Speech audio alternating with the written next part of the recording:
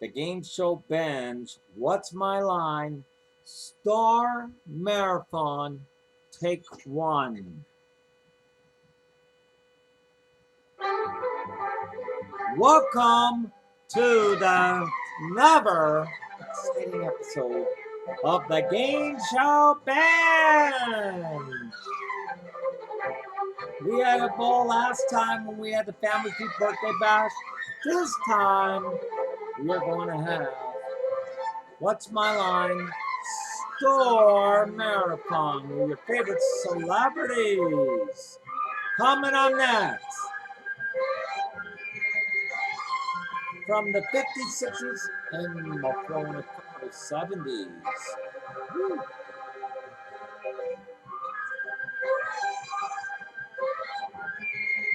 We'll be right back.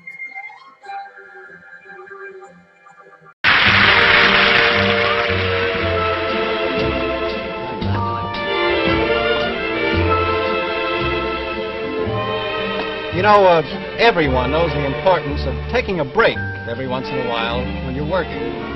Well, the same thing holds true if you're having fun. Now, that's why plays have intermissions. And during the intermission, you'll find the nearby fountain where they serve Coca-Cola is a mighty popular place. A sparkling glass of ice-cold Coke is a sparkling addition to the festivity and the excitement of opening night. Coke has a bright flavor, a distinctive flavor, all its own, that has never been equaled. It's bracing, too. Coca-Cola gives you a bit of quick energy that brings you back so refreshed, so quickly, and with as few calories as half an average juicy grapefruit. So, at intermission time, or any time, pause and refresh. Stop at the fountain where Coke is served. Then you can relax with the most asked-for soft drink in the whole world, bright and bracing Coca-Cola. Give yourself a break. Have a Coke.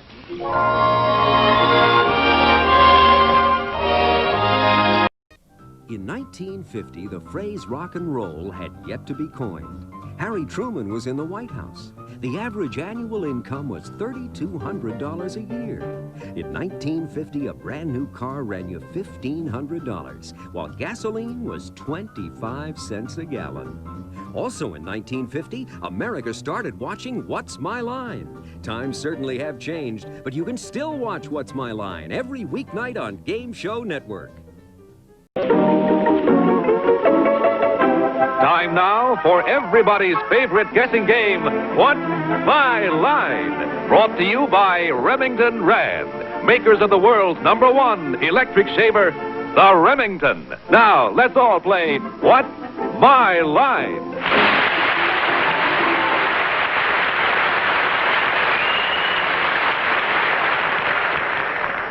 And now, let's meet our award-winning What's My Line panel. First, the popular Broadway columnist, whose article on celebrities appears in Motion Picture Magazine, Miss Dorothy Kilgallen.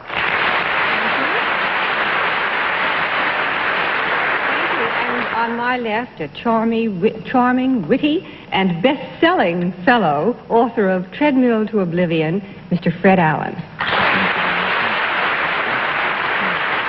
Thank you.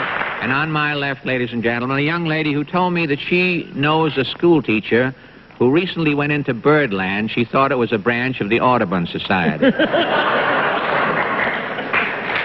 name?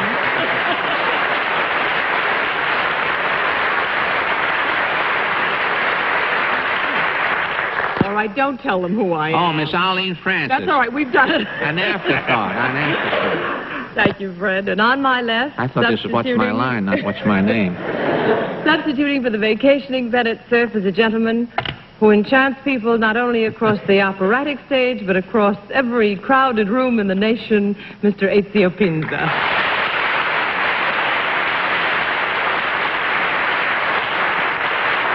And Ezio, since you haven't been here before, I just want to tell you that now is the time that you have a message for John Daly. Thank you. Happy birthday to you. Happy birthday to you. Happy birthday, dear John. Happy birthday to you. Thank you. Thank you.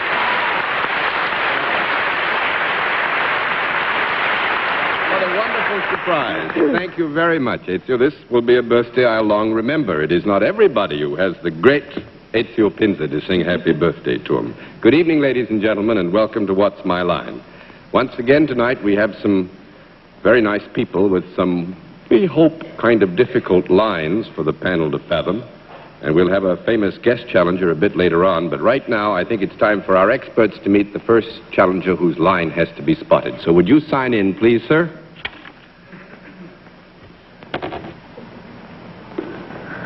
Arthur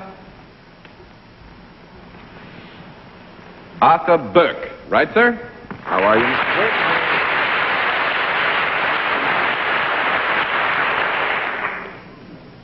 Hello. Wait a minute. Where are you from, Mr. Burke? Brooklyn. From Brooklyn? Well, fine. It's nice to have you with us. And as can always be true, you have friends in the house. And probably there are 4 good friends over there, too. But they would like to get a better chance to take a look at you. So will you take a hike, please? Hello, how are you? Mr. Burke, glad to know you. Hello, Mr. Burke. You're All from right. Brooklyn, are you? You're not happy about it, are you?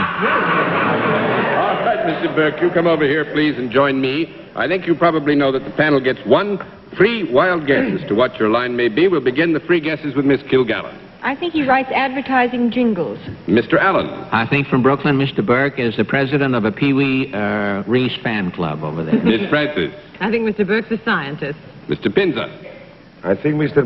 Burke grows a tree in Brooklyn. Grows a tree in Brooklyn. No, I'm afraid not. We'll let our viewers at home have a further look at Mr. Arthur Burke. At the same time, we'll tell them what his line is. But the panel... All right. Mr. Burke, you know how we score this operation, do you? Yes, sir. Fine, then I shall not have to give the explanation which I think is beginning to bore some people. We'll just get right into it and tell the panel that you are salaried. And we'll begin the general questioning with Fred Allen. Mr. Burke, is there a product involved in what you do? Yes. Is this product in widespread use? Yes.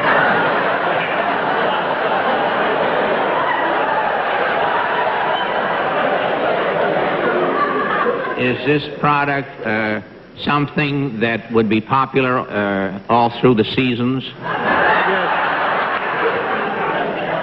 Is this product something that comes out in different shapes and models and styles every year? Yes. It does. Yes, I think we can say that it comes out in different shapes, models, and styles. Something tells me I'm going up a dark alley here. Is it something that you can go from place to place in? Yes. You can do. Yes. Is it something that some families get a new model every year?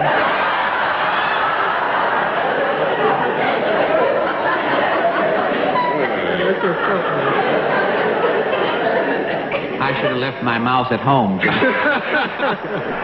I would say Aim for this, the Fred. 90. It's a difficult question to answer on an every-year basis, but it is reasonable to assume that since there is a change in pattern, as you have previously caused us to note, that many families might get new models as time went on. John, you have the longest epigrams that I have ever heard. Well, tell me, I'll ask you a frank question, Mr. Burke. I hope you'll... is Jack Benny going around in a 1905 model? Of one of the... Not likely. No, I'm afraid not, Fred. That's No. 1 down and 9 to go, Miss Well, Fred. I tried. Well, there was an awfully big laugh on, is it in widespread use? I heard that. Fred, you heard Yes. that. And so I'm wondering if it has anything to do in any way with apparel. Yes. If you spread pretty wide, is it something you want to know about? Yes. Is it something that would not be seen if somebody were to come to my house to a party? It would not show? No. It would show? It would show. Well, it isn't what I had on my mind. It is what you had on your mind. I don't think you'd have one on your mind. Whatever it is. 2 down and 8 to go, Mr. Pinza. Tell me, would the people in Italy know this product? Oh, yes. They would. Is this product worn by both men and women? No. No, it is not worn by both men and women. 3 down and 7 to go, Miss Kilgallen. Well, is it useful as well as for ornamental purposes? Yes. It does something besides attract the eye. Oh, yes. Would an Italian movie star wear one of these? Could. She could. Yeah, she could. Most certainly. Do you wear just one at a time? Yes.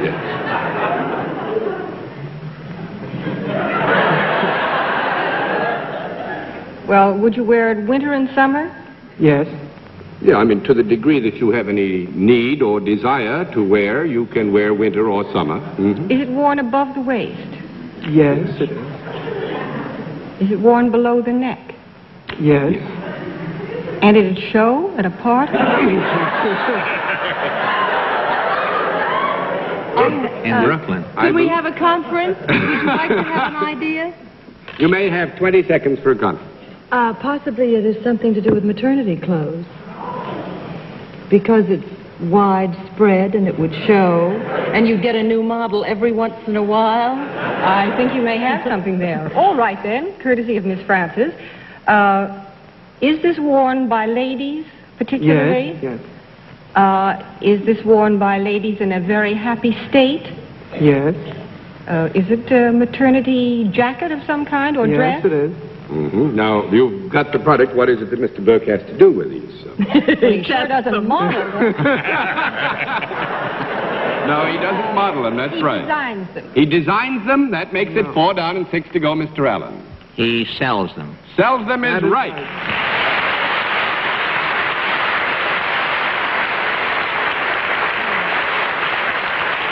And I'm sure the way Brooklyn is growing, he's doing a great business over there.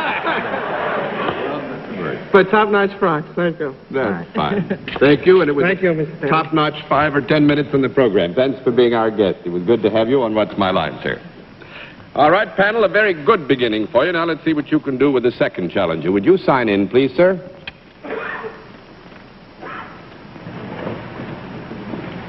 F. Henry Burkhart. Right, sir?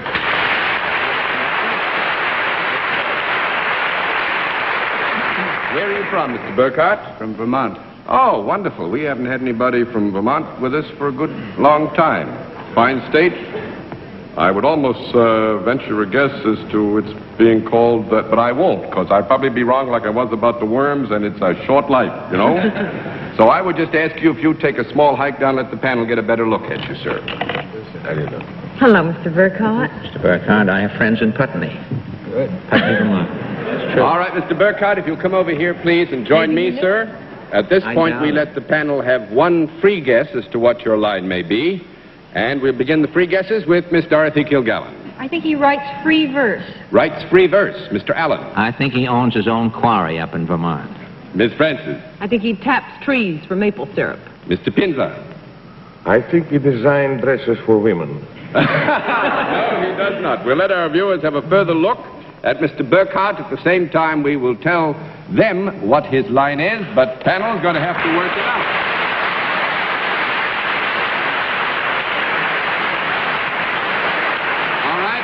Burkhart, do you know how we score this? Every time you can give the panel a no answer, I flip a card. And 10 flips, and you have won the game, because that's what we're here, is playing a game.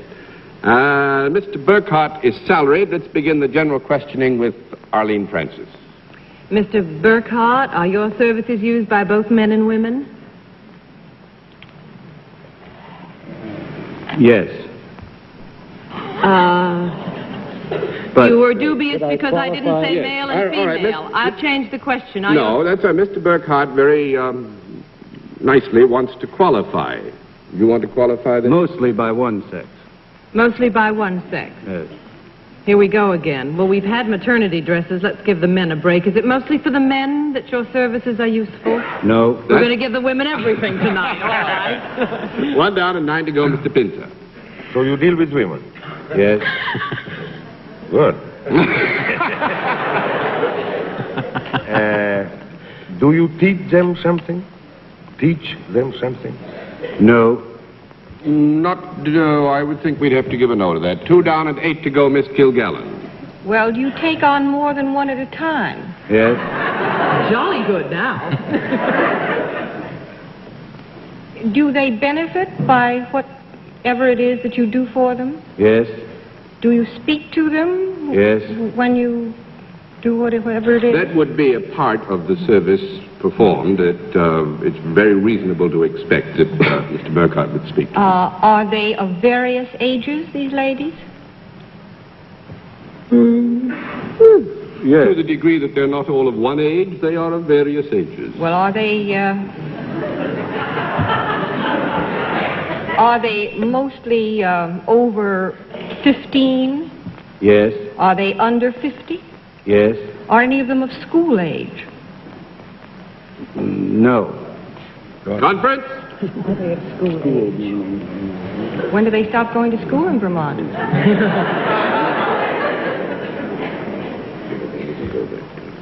Well, John's not getting any place. Well. Mr. Burkhardt has felt that perhaps it would be nicer if we gave you an affirmative answer. He's a stickler. Are they attired in any special costume or covering when they see you? No. That makes it 3 down and 7 to go, Mr. Allen. Do you perform these services indoors? Yes. You perform them indoors. Fortunately, in Vermont, it's pretty cold out there in the wintertime. Do you have certain hours that you function? From 8 to 5 or 9 to 4, something like that? Yes. In a general sense, yes, I think so. Do you work in an educational field? Yes. Do you work in a university or school? Or playground? Well... Keep people in doorways? Well, you're in the general area. I think that'd be fair, don't you, Mr. Burkhardt? But it is an educational service that you perform. Is it confined to one subject? No. No, that's 4 down and 6 to go, Miss Francis. You said you do not teach, however, you told Mr. Pinza, correct? Yes. Do you train them in any way or advise them in any way? Yes. Is advice what you give mostly, would you say? No. Small conference. Technically and literally, it isn't what I do. But you're in relation to individuals. Give John a no on this. Well, let's give it to him. Burkhardt's been real good to you. He says, we'll give it to you, because in his basic relationship with individuals, he certainly could give advice. Yes. May I ask if Mr. Burkhardt works for a non-profit-making organization? Yes. Do you have anything at all to do with the clergy in any way, Mr. Burkhardt? No, I think actually, Mr. Pinza, I'll give you 1 minute. See if you can knock this over. Do you touch these women when they come to you? You talk to these them? Yes. You do. Did you say talk or touch? Touch. Touch. No, that is not necessary. I'm going to flip the cards. Can I have one little weenie? All right, you can have one. Have you an executive position at this education? Are you the dean or the president? Yes. Yes, I think we'll flip all the cards anyway, and I'll tell you, you got it actually, Dorothy. Dr. Burkhardt is the president of Bennington College, a woman's college, which has a few men students, which is why that answer went that way. And Dr. Burkhardt...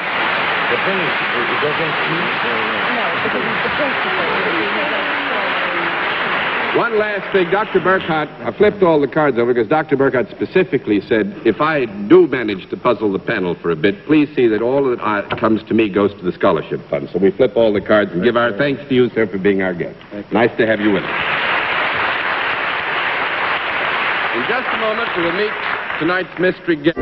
Friends in the panel are blindfolded, and the blindfolds are all in place, are they, panel? Yes, Mr. Davis. Good. Will you come in, mystery challenger, and sign in, please?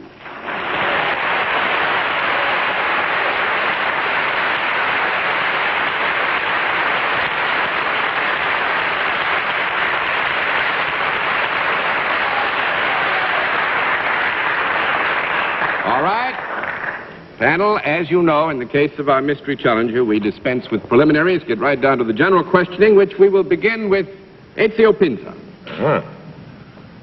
Are you in the entertainment business? Mm-hmm. And how that means. Am I right in assuming that I am talking to a lady? May we? Are you known in film? Yes. Have you played on the stage, on Broadway? No, never. 1 down and 9 to go, Miss Kilgallen. Would you say that your chief fame has come from films, then? Yes. Have you ever appeared on television before? Quite a few times, yes. Are you a leading lady type rather than a character actress? Yes. Are you a glamour girl? I could let John... Yes. All right, are you blonde? Not tonight, no. 2 down and 8 to go, Mr. Allen. Were you born in this country? Yes. That's the end of me. I was too.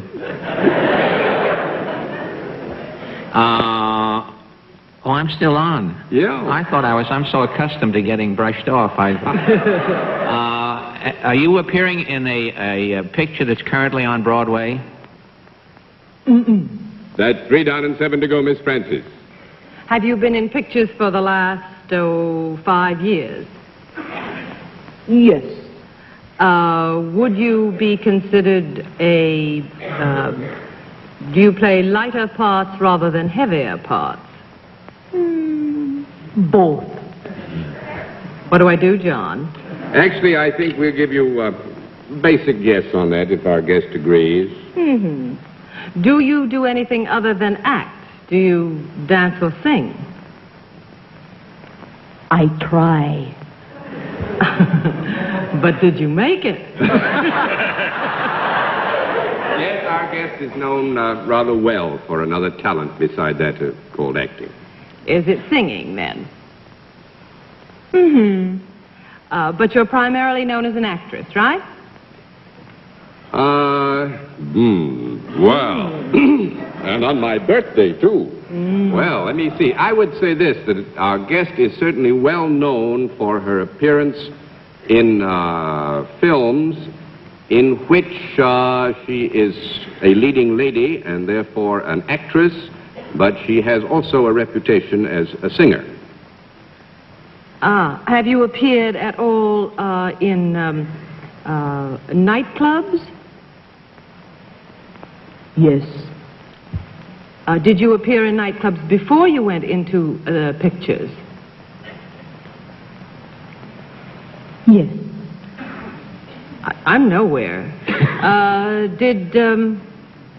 Are you connected with any particular studio, or did you have a long run at one particular studio?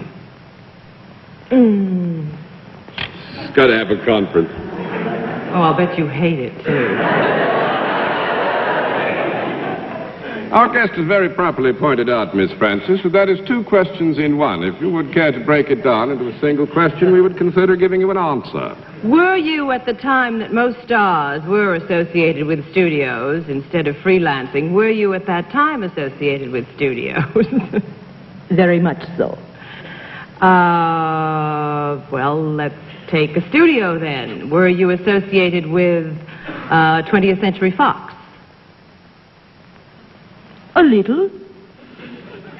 But that was not the major one. Is that what you're saying? No. No, you were with another studio longer. Yeah, that was not a major one, no. Were you associated with Columbia Pictures? A little.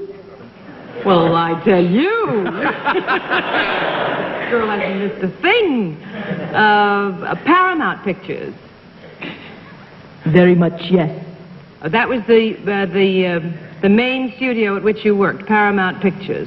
Well, Ezio, you've been in pictures. I'm going to pass it to you and see if you can think of the stars that have been associated mostly with Paramount. I have no idea. She has no picture running now. Tell me, are you over... 20 is as far as we go. Well, she has been associated with Paramount, with many studios. It must be a long time she's been in pictures. Oh, well, maybe 25 then, Yeah. Ezio. Are you over 30? Let me ask you. Our guest has pointed out that a lady who would tell her age would tell anything. We pass.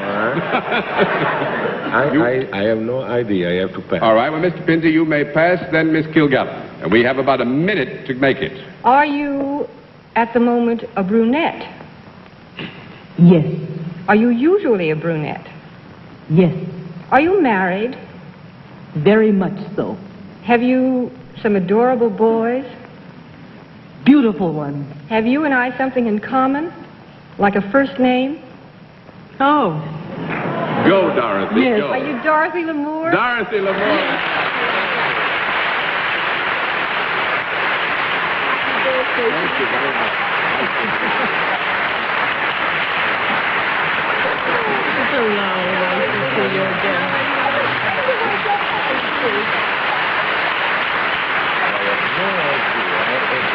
I thought I knew that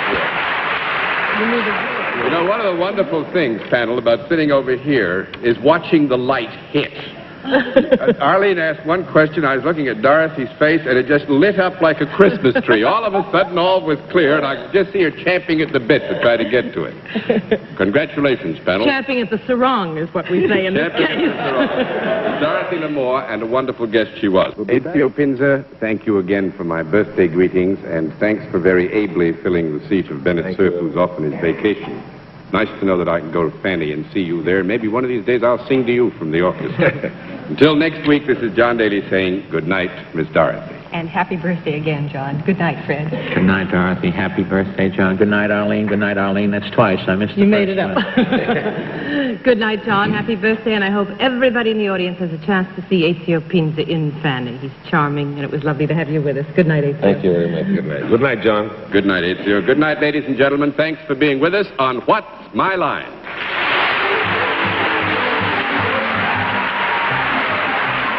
Transportation for What's My Line is arranged through American Airlines. American Airlines, the country's leading airline, now serving the United States, Mexico, and Canada.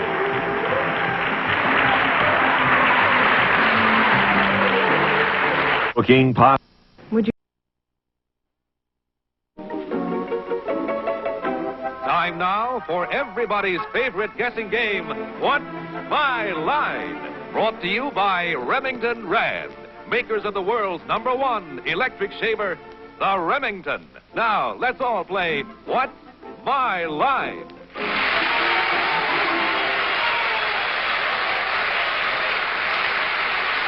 And now, let's meet our award-winning What's My Line panel. First, the popular columnist whose voice of Broadway appears in the New York Journal-American and papers coast to coast, Miss Dorothy Kilgallen.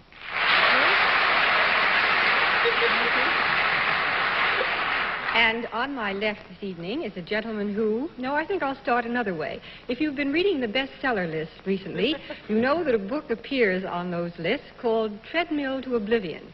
It's a very entertaining book, and the gentleman who wrote it is here tonight, Mr. Fred Allen.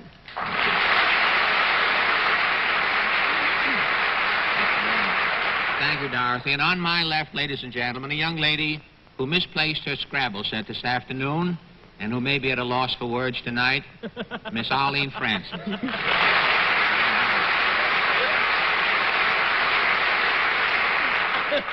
That's true, with or without Scrabble. On my left, a chap, let me say he is our supposedly sophisticated and blasé Random House publisher, panelist, who has come back from the West raving and starry-eyed about 16-year-old girls at the Elgin Academy. Are they that wonderful, Bennett Cerf?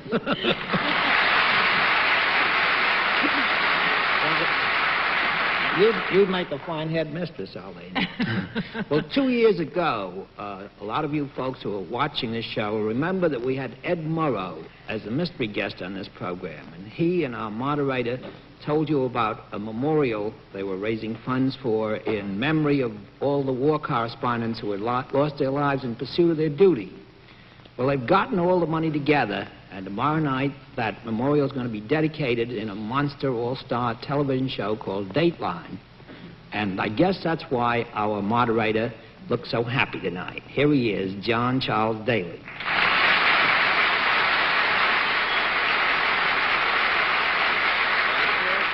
Thank you, Bennett. Actually, it's a good reason to be happy. And good evening, ladies and gentlemen, and welcome to What's My Line. Once again tonight, we're up to our old tricks. We have some interesting occupations which are attached to some very nice people. Which nice people we trust will give the panel a bit of trouble. And I think they're going to do it. We'll also have a famous guest challenger before the panel a bit later on. And now it's time for these experts to meet the first challenger whose job has to be spotted. So would you sign in, please, sir? C. Nash. Right, sir?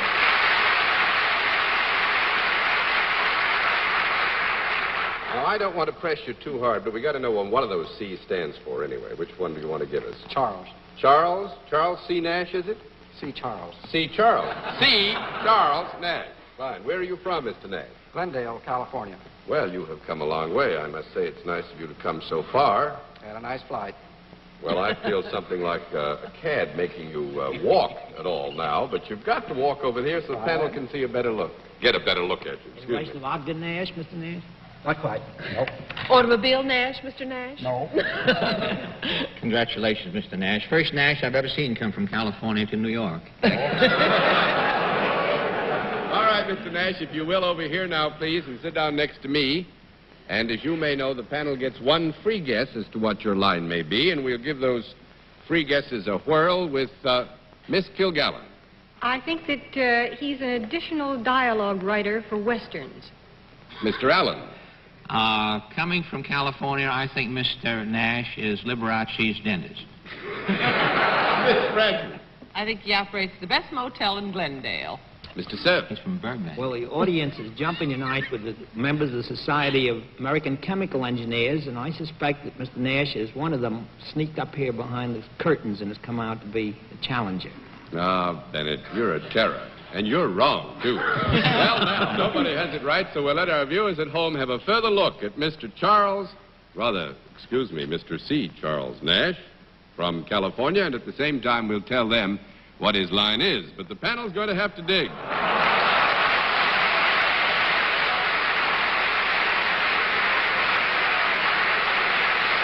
All right, Mr. Nash, you know how we score this opus. Every time you give a no answer legitimately and properly, we flip a card.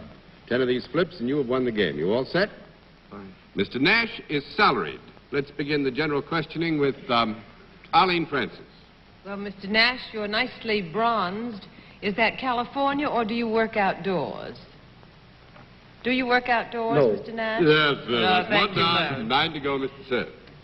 Well, Mr. Nash, living in Glendale, I wonder if you have anything to do with one of the factories that's located there. Near. One of the factories? That makes something. You're no product involved in what you do? Oh, yes. There is a product. Yes. Can I sneak out of it that way, John? We'll let you You sneak did. out of it as long as you realize you're sneaking out of it. That's the main thing.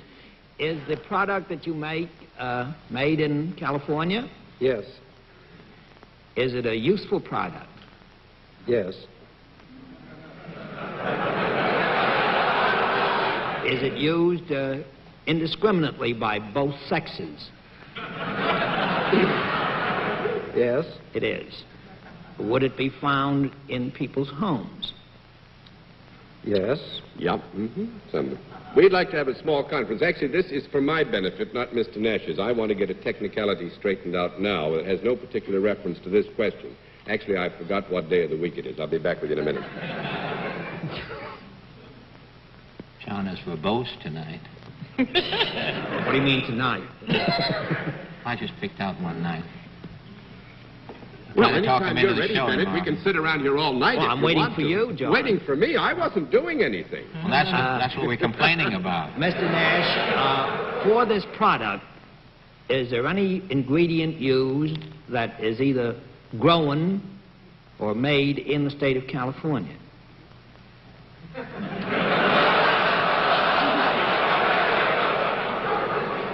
I I would think we could safely say that in this product there is something grown or made in the state of California. Has any part of this product ever been alive?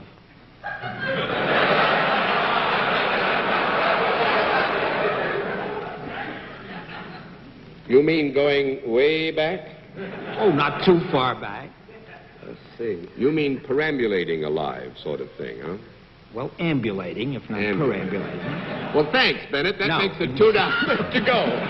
Now, I think we'd have to knock you out on the ambulating department. All right? That's $2 and 8 to go, Miss Kilgallen.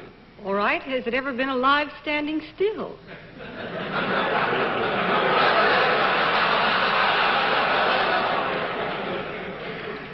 Miss Kilgallen wanted to know if it had ever been alive standing still. No. That's fine. $3 and 7 to go, Mr. Allen. Is it something, did Bennett establish that it's something that is grown in California? We answered with some reluctance affirmatively to the question, was it grown or made in California? Can you distill that for me, John? May I say, is it something that's grown in California? He should know what he does. That's right, Mr. Nash. No, it is not grown. $4 and 6 to go, Miss Francis. It's just made in California. Yes. So many people are. Is it...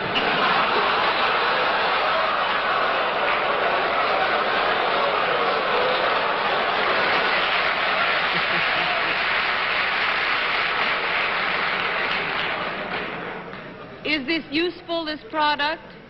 Yes. Is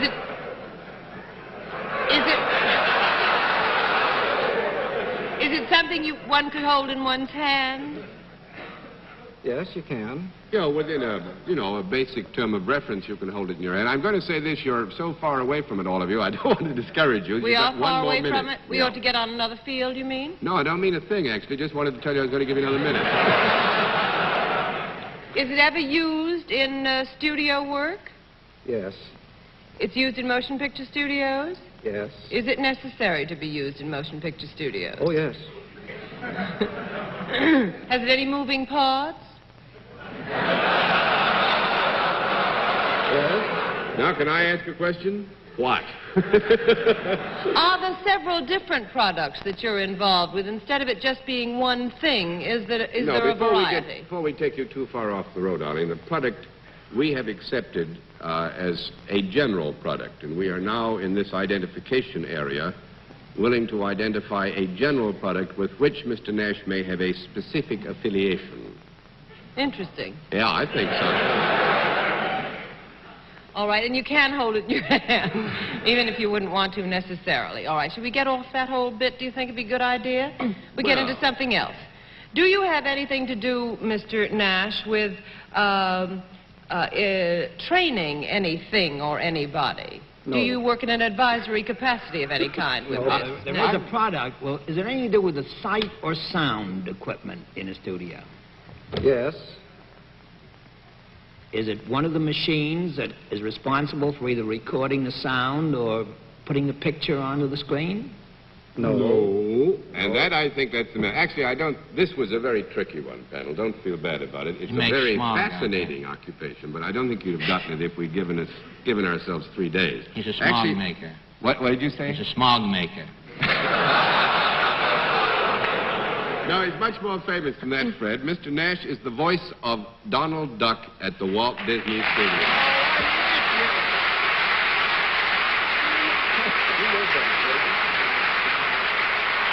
And Bennett Cerf has met Mr. Nash, but we were counting on his not recognizing him, and he didn't do it. Those rather fabulous studios, the Walt Disney Studios, 20,000 I'm sorry, but leagues. he's got to just... We must have at least time for him to say something to us like Donald Duck. Come on. Say just one thing.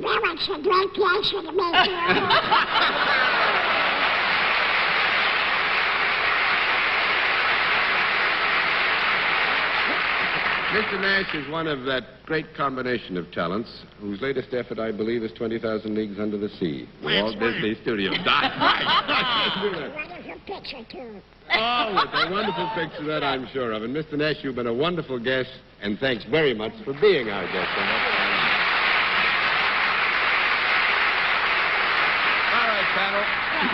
Let's see what you can do with another challenger. Now, would you sign in, please, sir?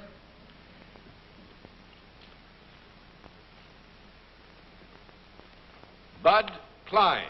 Right, sir? That Bud a nickname, sir? Yes. What is your first name? George. George, where are you from, Mr. Klein? Akron, Ohio. Akron, Ohio. Well, let's not rubber it in. Now, while I go get over that terrible pun, and I get to do this sort of thing because Bennett Cerf is one of my friends, you see, and we sit around at night. Will you go down there and let Bennett Cerf and those other three good characters on the panel get a closer look at you, please? Decline of those muscles on the level? No, I mean, I'm faking the whole thing. Let me try them then. They're terrific. No, they're on the level, Bennett. He just wasn't giving you the treatment. See? All right, Mr. Klein, over here, if you will, please, sir, and sit down next to me. And the panel starts off by getting one free guess as to what your line may be, and we'll begin those free guesses with Miss Kilgallen. Well, John, you're so tricky. He looks as though he ought to be a weightlifter, so I suppose he does fancy work. Mr. Allen. I think from Akron, Mr. Klein is a vice president in charge of slow leaks at the Goodyear Tire Company. Miss Francis. I think he plays pro football. Mr. Cerf. With those muscles, I think Mr. Klein is a man who's just split Goodyear stock 2 for 1. No, I'm afraid nobody has it right. We'll let our viewers have a further look at Bud Klein of Akron, Ohio, and at the same time, we'll tell them what his line is. But the panel's going to have to dig.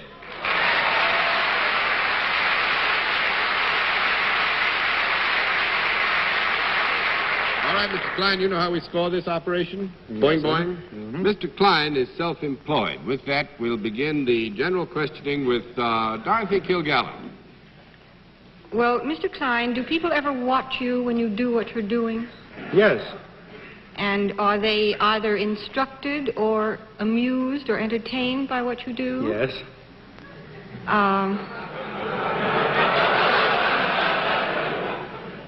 Now, I just have to decide which. Do both men and women watch you? Yes. Do they ever watch you together? Yes. Do you move around in your work? Yes. Do you have anything in your hand when you're moving around? Yes. Would these people be in the nature of an audience? No. Small question. Might be small groups. And...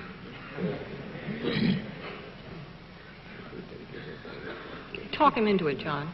I would say this, Dorothy. Mr. Klein's inclined to agree with me that it is not entirely untoward that some people might stand by and they would be considered an audience in a way, you know. But you are primarily something other than an entertainer, is that correct? Do you ever do what you do to people who would rather not have you do it? No, I don't think so, Dorothy. 1 down and 9 to go, Mr. Allen.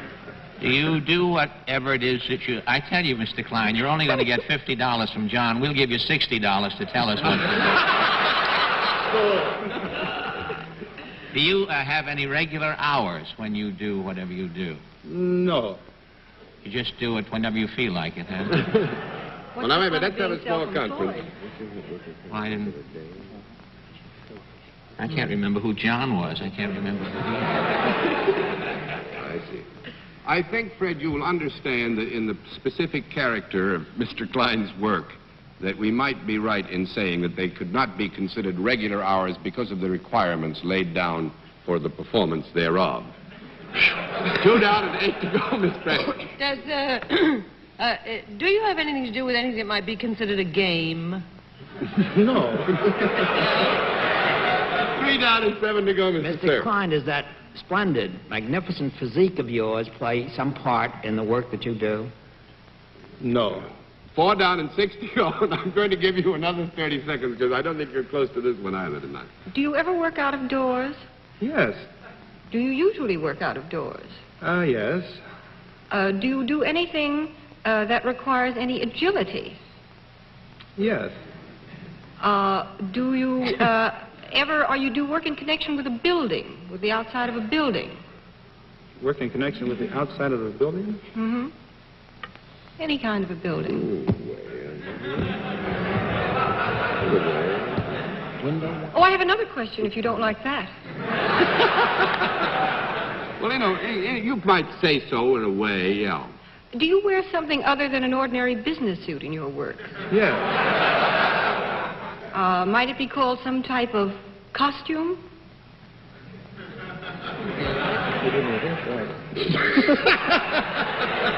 No, actually, Miss Dorothy, I don't think we can call it a costume. And just because of time, I got to flip this, although it isn't quite fair to you because you have a good many questions left. Mr. Klein is a sewer cleaner.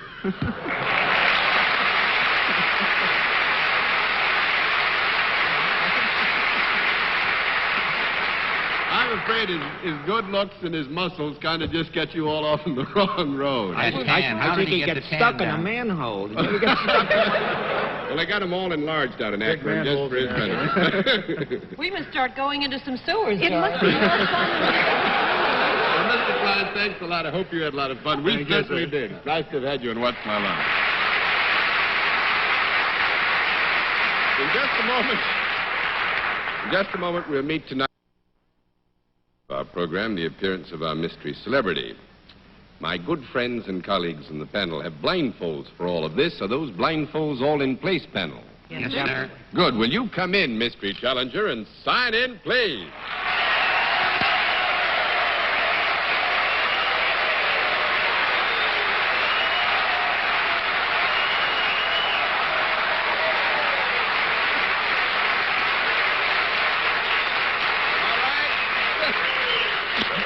Panel, as you know, in the case of our mystery challenger, we dispense with preliminaries, get right down to the general questioning, which we will begin with Mr. Fred Allen. It's a foolish move you've made, John. I gather from the audience's reaction that you are very well known by sight to practically everybody. Is that true? Yes. I gather that you are not Sophie Tucker by any chance. Tell me, are you identified with the entertainment world? Yes. Are you currently employed? I'm looking for another job. I haven't guessed. I went in the wrong theater tonight. I guessed the wrong theater coming in here. But are you better known, are you identified with motion pictures? Let me put it that way. Yes. With motion pictures? Yes. Are you associated with dramatic work in the motion picture field? No. Well, if you do comedy, occasionally it comes out sad. You have to...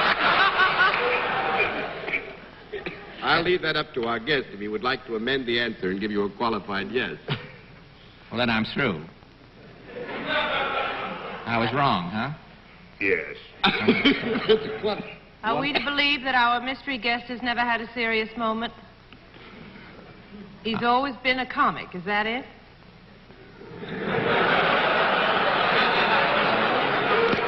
And never a bride. Do you do something apart from performing? Do you sing, ever? Yes. Would you be considered the kind of a comic that gets the girl? Yes. Is your hair thinning a little? Yes. I'll take a wild guess at this. Are you Bing Crosby?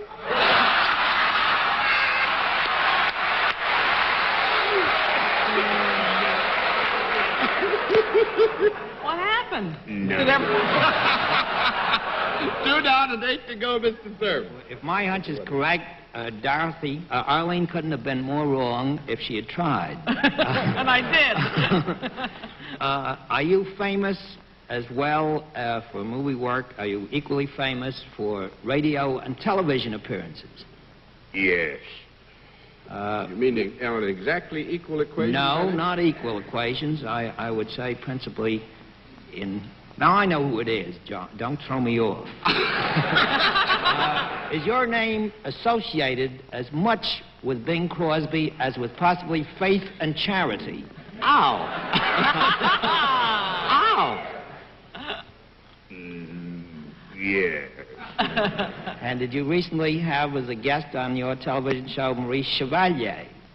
Yeah. And are you Bob Hope? Yeah.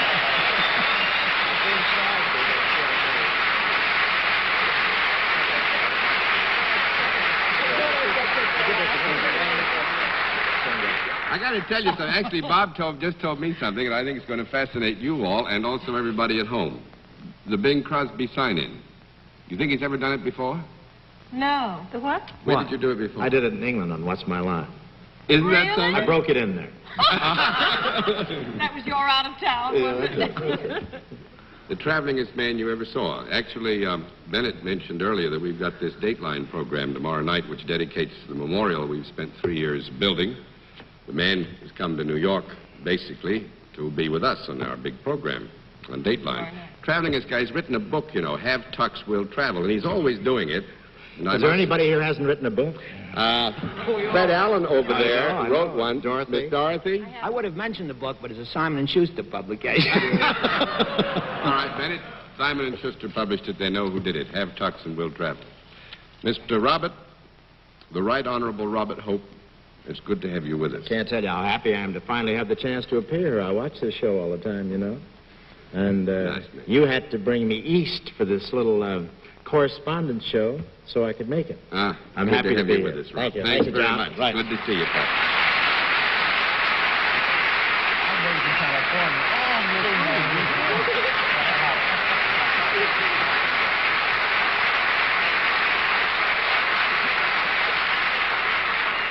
And I might say now that he's gone, he's not only going to appear on our program, but he helped us a good deal in the production of it. And I think we owe him a great debt of gratitude, and we're very fond of him. We'll be back in just a moment. I don't like being... May lose a resident because Dorothy has got to go back to cover the Shepherd case in Cleveland tomorrow. So once again, it's good night and good reporting, Dorothy. Thank you, John. Good night, Fred. Good night, Dorothy. Good night, Harleen. Good night, Fred. Good night, Bennett. You might be interested to know that while Dorothy's in Cleveland, her husband's show, Plain and Fancy, opens in New Haven tomorrow night. Good luck. Thank you, Bennett. Good night, John. Good night, Bennett. Good night, ladies and gentlemen, and thanks for being with us on What's My Line?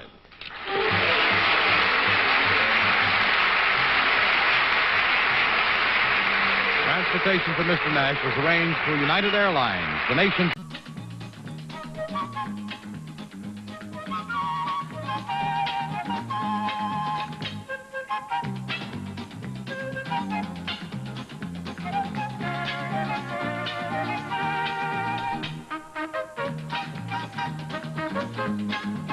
And now let's all play What's My Line? And now let's meet this week's What's My Line panel. First, that favorite laugh clown of television and the stage, Soupy Sale.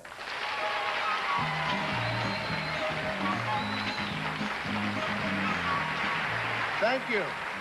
And right now, it gives me a great pleasure to introduce you to the authoress of this best-selling book, Starting from Scratch. It's not about itchy underwear. It's about decorating. Miss Joanna Barnes.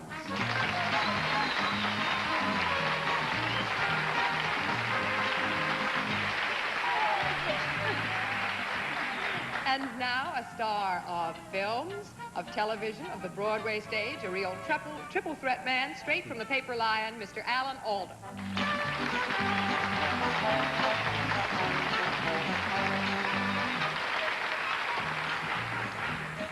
We all love a girl who wears her heart on her sleeve, and I love this girl because she's always worn hers on a chain around her neck, Miss Arlene Francis.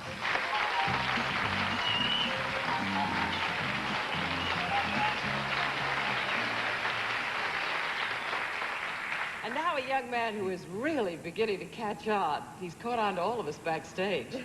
The attractive Wally Bruner.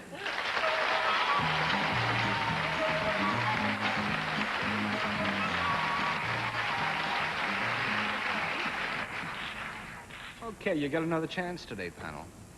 And you did so well yesterday. You know, I'm really worried about it. But let me say to everyone, welcome to What's My Line. During the next 30 minutes, you're going to meet some interesting people engaged in occupations which we hope will baffle our expert panel. And in addition, the panel will meet a mystery celebrity guest just a bit later on. So, panel, are you all set? Yes, sir. All right, let's meet our first challenger. Would you enter and sign in, please?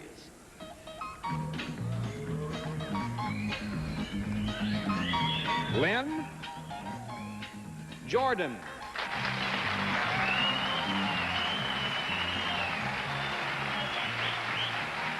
And where are you from? Miss Jordan is from Orlando, Florida, and why don't you join me right here? And while you're getting comfortable, let's let our audience know exactly what your line is.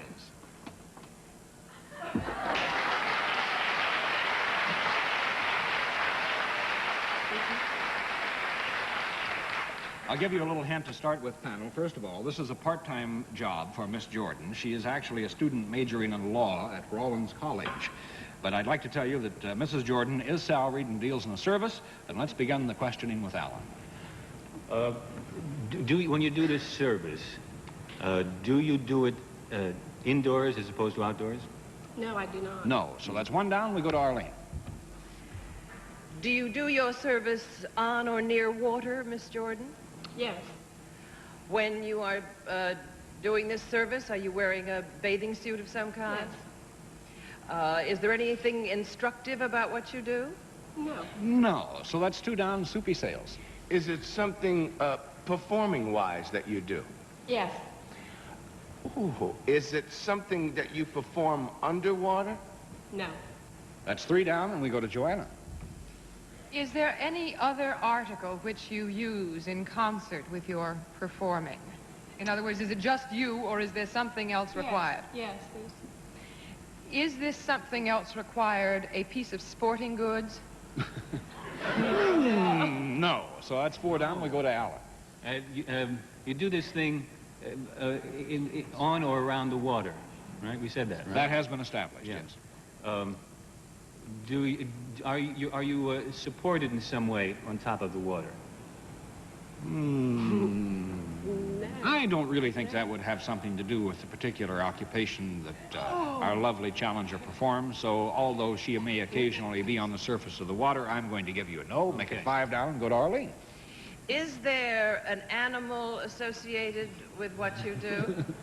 I saw that. Yes. Yes. Do you ride some animal in the water? Does she ride some animal Well, in the water? Are you a swimmer on horseback or dolphin back or anything like that? Yes. I think we'd have to give you a yes, but there's a bit more to it than that. Oh, well, do you take a dive off a diving board with an animal into the water? Yes. Oh, you do?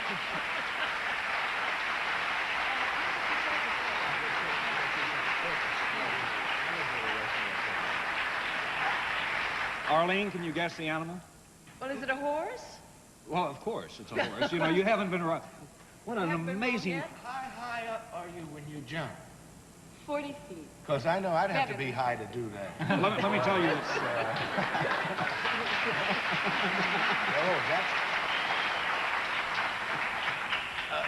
And the horse, and you go up with an elevator, don't you? The horse does. I have to climb a ladder. You have to climb a ladder. And She works at the steel pier and puts on the demonstration how many times a day? 5 shows a day. 5 shows a day of How did diving. you get started with a thing like that?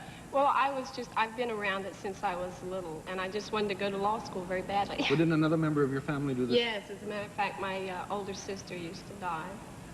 So you go to law school in the daytime? No, in the winter in Florida, and I just do this in the summer. Oh, I here in see. Atlantic City. Wally, are you going to bring out a horse now and ask one of us to jump off the roof with him? We're going to do something even better than that because we have film of Mrs. Jordan actually doing her performance at the steel pier.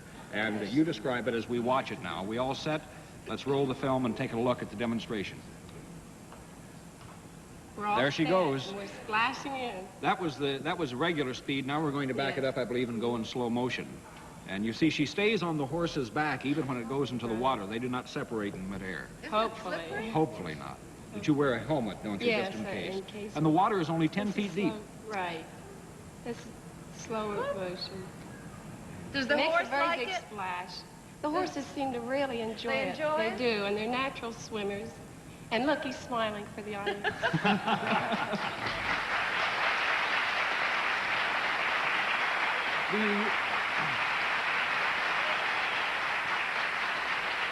Do you use the same horse for every performance? No, no. They go back to their dressing rooms and get the royal treatment, and we bring a new horse out for the next Do they have show. to have special training or anything? Yes, certainly they do. I mean, the first time, does somebody have to push him off or something? No, we put a long lead rope around the horse's neck and take him up, and eventually he goes. Hardly ever is it that they have to bring him back down in the elevator. How about the person that rides the horse? Do they have to put a lead rope around you the first time? No, too, I or- wait till I think the horse is making a fairly decent dive. And then all right, well, you've been a delight to have with us on What's My Line. Thank you so much I've for being enjoyed with it. us.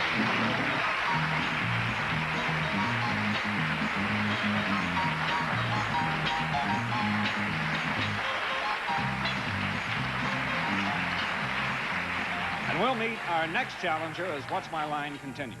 Well, Arlene, you're off to a great start again today. It's 1 for 1 I'll for fold you. up now. But I'm going to stump you this time. So you all set to meet our next challenger? Yes. All right, would you enter and sign in, please?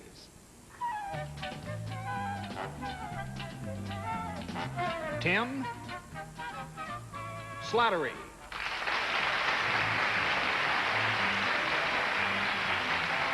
Where are you from, Mr. Slattery? Mr. Join me. Mr. Slattery is from Hyde Park, New York. And now that you're comfortable, let's let our audience know exactly what your line is.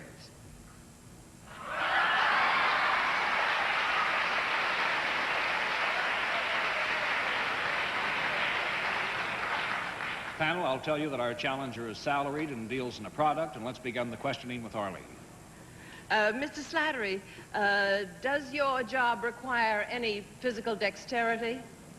Not really. No. That's 1 down, we go to Soupy. Is the product that you deal with something that's found in a home? Yes. Oh, hopefully. Hopefully. Is it a product that is wearable rather than eatable? No. No. No? Wearable rather than eatable. No, no. 2 down, and we go Maybe to he Joanne. makes chocolate-covered suspenders.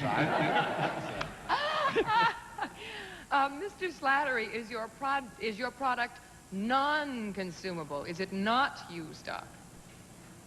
Is that correct? Would you be a little more specific about the nature of your question? I mean, a chair is against a candy bar. I beg your pardon? A chair is against a candy bar. A candy bar you can use up, a chair you can't. I want to know if this is something which cannot be used up in the normal sense of the word. I think in the normal sense of the word, we'd have to say that it is used up, would we not? I suppose so. I'm sorry, I think haven't we're going need a new one. We're going to have to give you a qualified no on that particular thing and make it 3 down. We'll go to Al. Is this a product that's used generally in one part of the house, in normal use, rather than another part of the house? No. No. That's 4 down, and we go to Arlene. When it is in use, Mr. Slattery, does it come in contact with the person using it? Yes. In fact, in order to use it, do you have to touch it in some way? Yes. Is it worn on the body in any way? No. Worn? That's 5 down, and we go to Soupy. Is it something that you can hold in your hand? Yes. Is this used in one room more so than... I believe that question has already been asked. I know I'd heard it someplace. I'll use it again. No, wait, you can't hold it in your hand. Does it leave your hand when you're using it? Yes. Yes.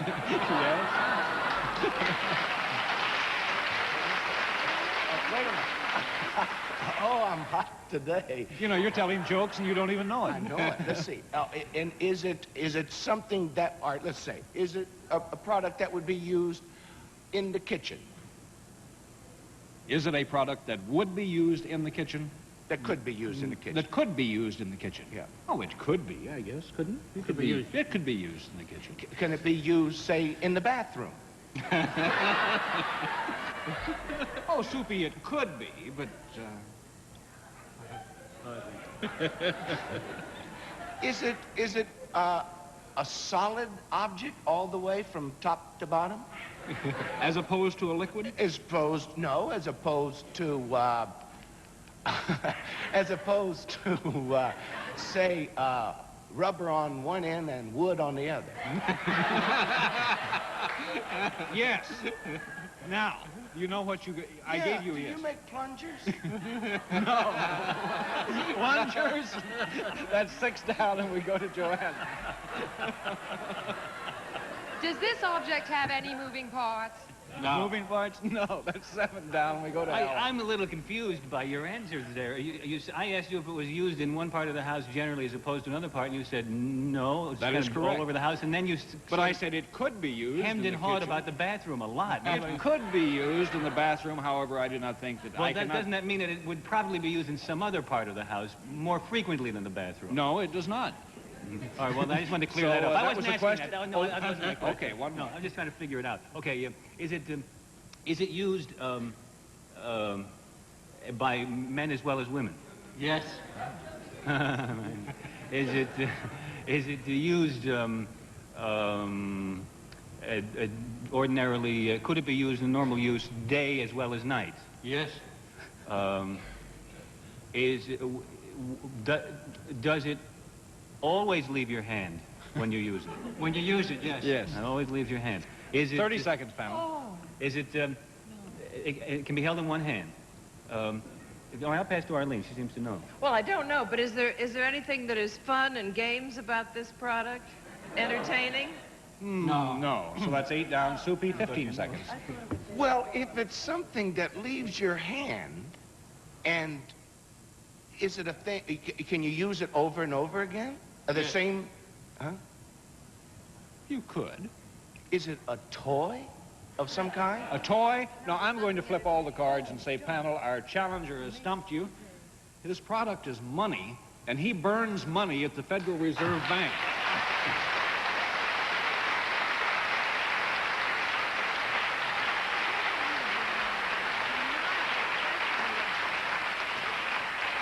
In fact, you supervise the burning of money. Is that That's correct? right, yes. Do you ever cry? Every day. Every day. How What's much? the largest amount of money you ever burn? About $20 million. Oh! Well, you burn. That's at one time.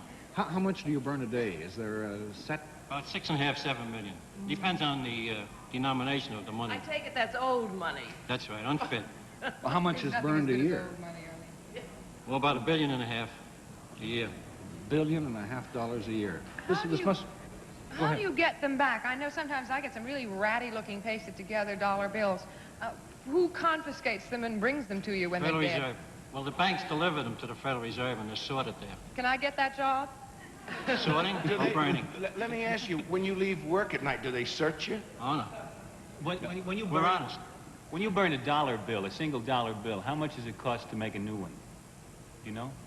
I'm not sure, no. But a Probably dollar about- bill will only last 9 months. I But would say panel, probably that's about costs all the time. $250, I suppose. Oh, I think less A than that. dollar Maybe bill lasts 9 months? 9 months. And then it gives birth to a new bill. Right. Mr. Slattery, thank you so much for being with us. You've stumped our panel. We've enjoyed having you with us on What's My Line.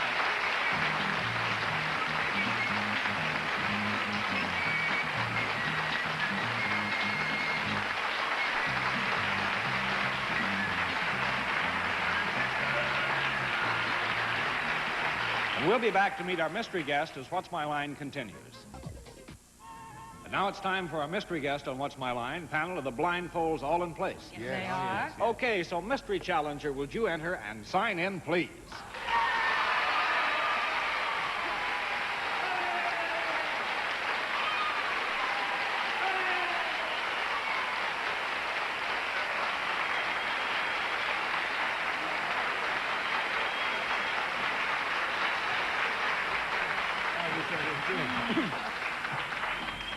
All right, panel, I'll remind you it's one question at a time. I'm going to give you only 2 minutes to try and establish the identity of our mystery guest. And let's start the questioning with Soupy Sales.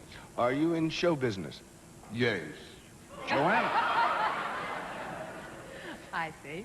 Are you most known for the films you have made? Not exactly. Some television, some films. Good answer. Alan. Some television, some films. Oh, I hope we get this soon. I'm afraid of the dark. Do you sing? Occasionally. Arlene. Have you appeared in a musical in the last year in New York? No, ma'am, I have not. Soupy. Have you appeared in a nightclub in New York in the last year? Yes. Joanna? Did you ever have a running part in a television series? Yes, I did. Oh. Alan? Have you had hit recordings published? Only with my family. Arlene? Is that leading us down the garden path, or do you record with your family? No, I do not, but they buy my records. They are the only ones.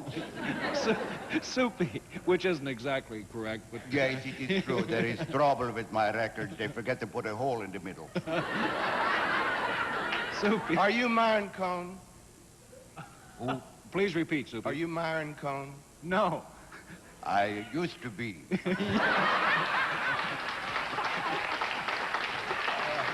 30 seconds, panel. In your television series, did you play a police detective? No, I had several of them looking for me. Alan, do you get paid to be a comedian as well as doing this to us here? Yes, I am still fooling the public. Arlene? Are you rounder than you are tall and thin? No. 15 seconds, Soupy. He played a nightclub within the last... well, are you a comedian? Yeah, Only when the people laugh. Panel, I think you've stumped. Any one last second quick guesses? I'm up. Take off your blindfolds and meet Maury Amsterdam.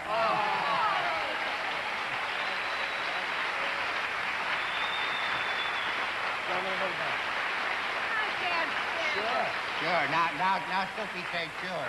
I could never have guessed it in a million years with that Maury voice. broke all the records at the Latin Quarter. That's right. Early this year. Yeah. Let's try something. You talk funny now, you know. Yeah, well, I know your dad very well, too, and as a matter of fact, I spent some time with him last time I was here. Let's try something that might be fun. You know, Maury has long established his ability to immediately come up with a joke just like this. I know, On any subject. It's like being the fastest draw in the West. It's a dangerous living. Name the subject, and Maury has a joke on it. Soupy, start. Television producer. Television producer is a fellow who runs a medium that is very good for the artist. You can get at so many people who can't get at you. Joanna. The Boston Symphony Orchestra. The Boston Symphony, my father was with the San Francisco Symphony. He was the head simp. Alan. The New York subways. New York subway. Well, the first time I came to New York, people said, watch out for the subways. They pack people in like sardines. That is not true. There's enough room in a can for a sardine to lay down. Arlene. Politics. Well, there are so many jokes on politics, you really don't have to write them. Just read the congressional record. But but my favorite political story is about this group listening to a fellow running for alderman. And he is talking about all the wonderful things he's going to do, and everybody is booing him and hissing him.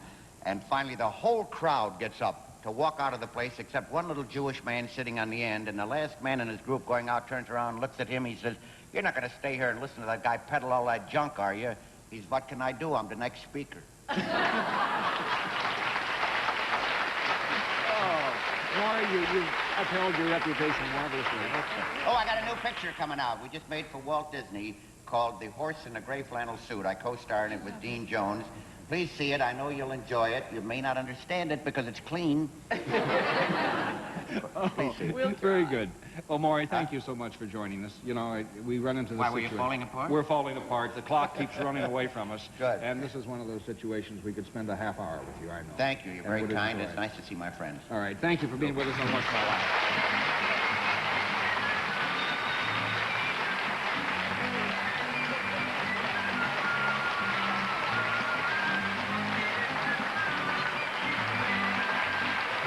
What's My Line will continue right after this message. She's beautiful, she's a talented actress, and now she's an author.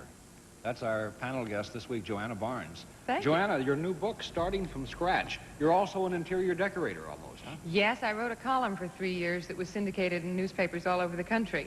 And this is a book which gives out the information as to how to decorate from scratch, but It seems to me everybody's been taking it so terribly seriously. You really do not have to have cold compresses and a hole in your checkbook, you know, to decorate a house. Well, how about, are you a big antique fan? I mean, No, that is really, you know, like collecting art. Unless you want to do it seriously, you really shouldn't get into it because you can be fooled and you can make terrible mistakes. No, this is for people like you and me who want to redecorate or decorate and use what you have. I know a guy just redecorated his bar. He put in new drunks. I wish I'd used that in the book. Good luck on the book, Joanna. And thanks so much for being with us this week on What's My Line. And panel, you were marvelous this week. We enjoyed you. We'll see you again tomorrow, and you join us too on What's My Line.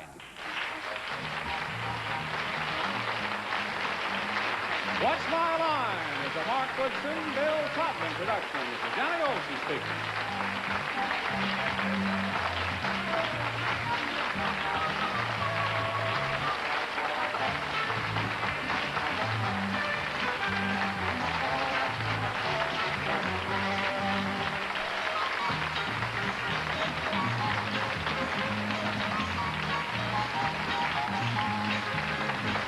Not all the time. $2.50, I suppose.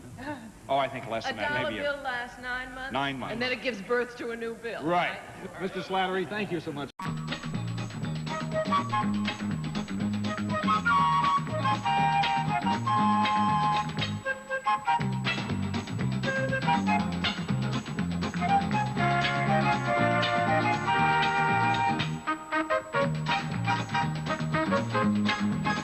And now, let's all play What's My Line?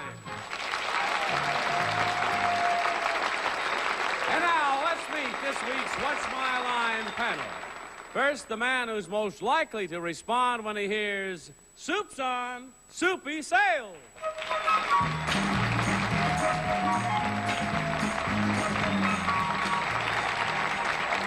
Well, thank you, John Olson. And we started this show Monday by candlelight, and it only lasted a week. And here's the young lady who helped to keep that candle glow. Right, gang? Right. Meredith McCray.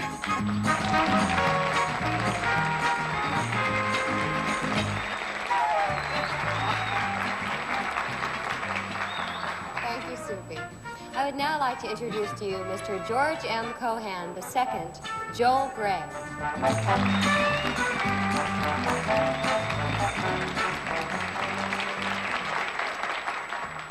It was George M., Joel G. Now here's Arlene F.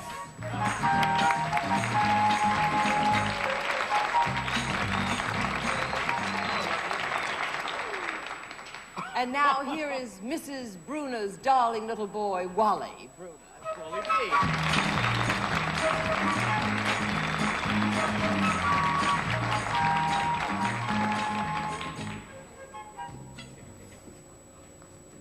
I don't know really what to say. But thank you, Arlene. And welcome to What's My Line. During the next 30 minutes, you're going to meet some interesting people engaged in the most unusual occupations, which we hope will baffle this panel of experts. And in addition, the panel will face a mystery celebrity guest just a bit later on. And Soupy already looks baffled, and the first challenger hasn't even arrived. But now, are you all set, panel? Yes. Let's meet our first challenger. Would you enter and sign in, please?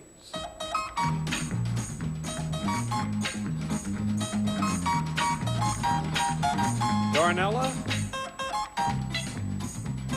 Harold.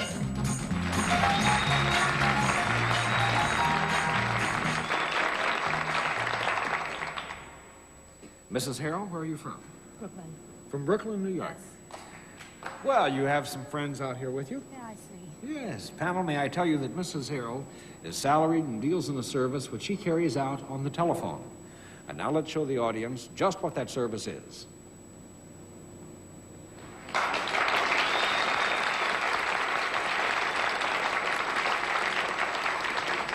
Remember, please, panel, it's a service, she is salaried, and let's begin with Arlene. Thank you, Wally. Mrs. Harrell, your service on the telephone, does it give some kind of information? Yes. In a sense, yes. Do you call people rather than they're calling you? Yes. Do you make appointments for people? No. No. That's one down. Soupy sales. Darnella, this service that you do on the telephone, do you ever sing when you call these people? Yes, I do. Do you call up people and sing happy birthday? Yes. You know,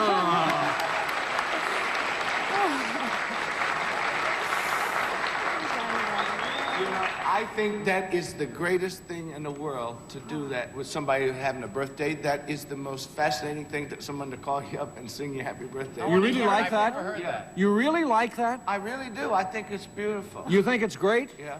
And you really enjoy it? You're going to let us hear it. Okay, what do you say? I think we should give him a sample of your singing right now. Sure, why not? Okay, so let's have, if everything's set, just a minute.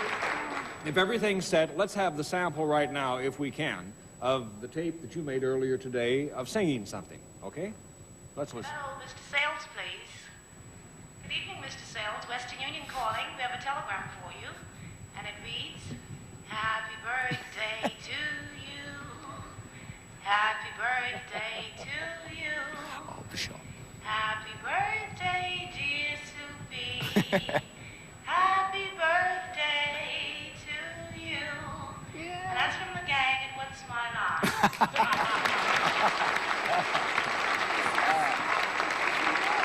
No, but you know, I tell you what's wild. I've had that happen a few times, and sometimes you get people on and they go, is this Soupy Sales? Yes. And then they go, you know, and it's so funny. Well, I bet you get a lot of reaction when you call people. Yes, we do. Each one is different, too, I think. Well, what is the standard reply that you get? Well, most of the time, they don't believe you quite a bit. Until actually they get the copy, maybe. Oh, then you send them a copy of Yes, the telegram. we sing it first, and then we send it out by messenger if they like. If not, we drop it in the mail. But you work for Western Union, Yes. is that right? And are there other messages besides happy birthday? Oh, yes, we sing for anniversaries and Valentine's. We also do. You know, I was amazed at how many people deliver or order singing telegrams. How many do you do a day? Oh, anyway, from 35, 50, maybe a day. 35 to 50 each day. And it's, do sometimes they say they want you to sing a special song? Do you sing special songs?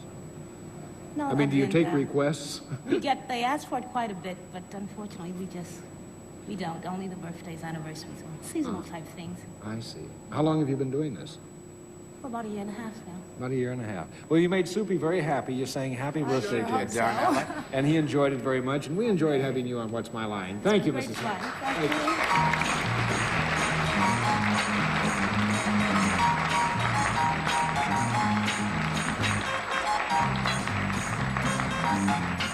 And I want to say that was purely and strictly coincidence that Soupy happened to guess what the particular thing was and go on and say, you know, how much he really liked it and admired it. And it just so happened that she had made the tape earlier. So I'm very happy flattered. birthday to Soupy.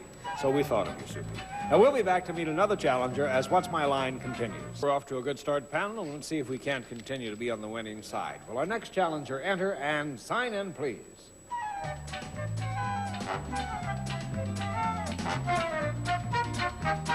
Jordan Klein.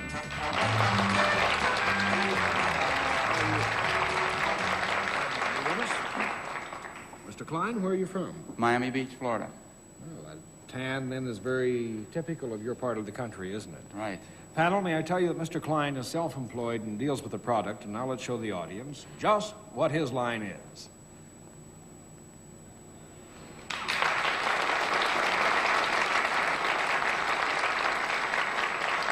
Please remember, he is self-employed, there is a product, and let's begin with Meredith McRae.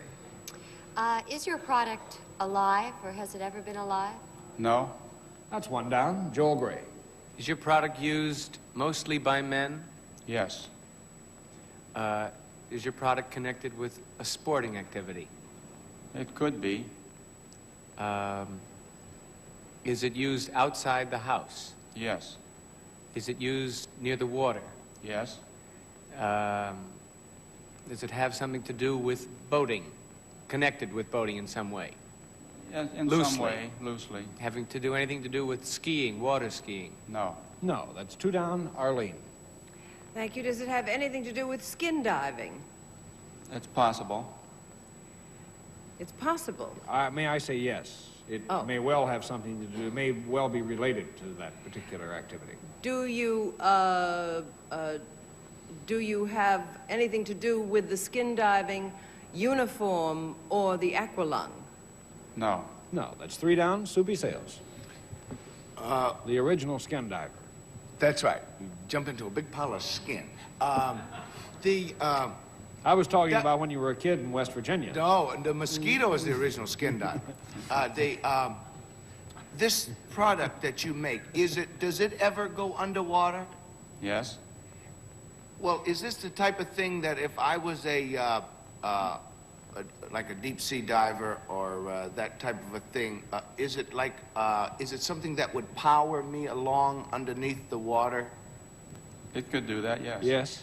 Well, it has to be one of those kind of things that when you go underwater, they use them, and it has a propeller type thing that you hold on while they guide you. You guide it, but it runs.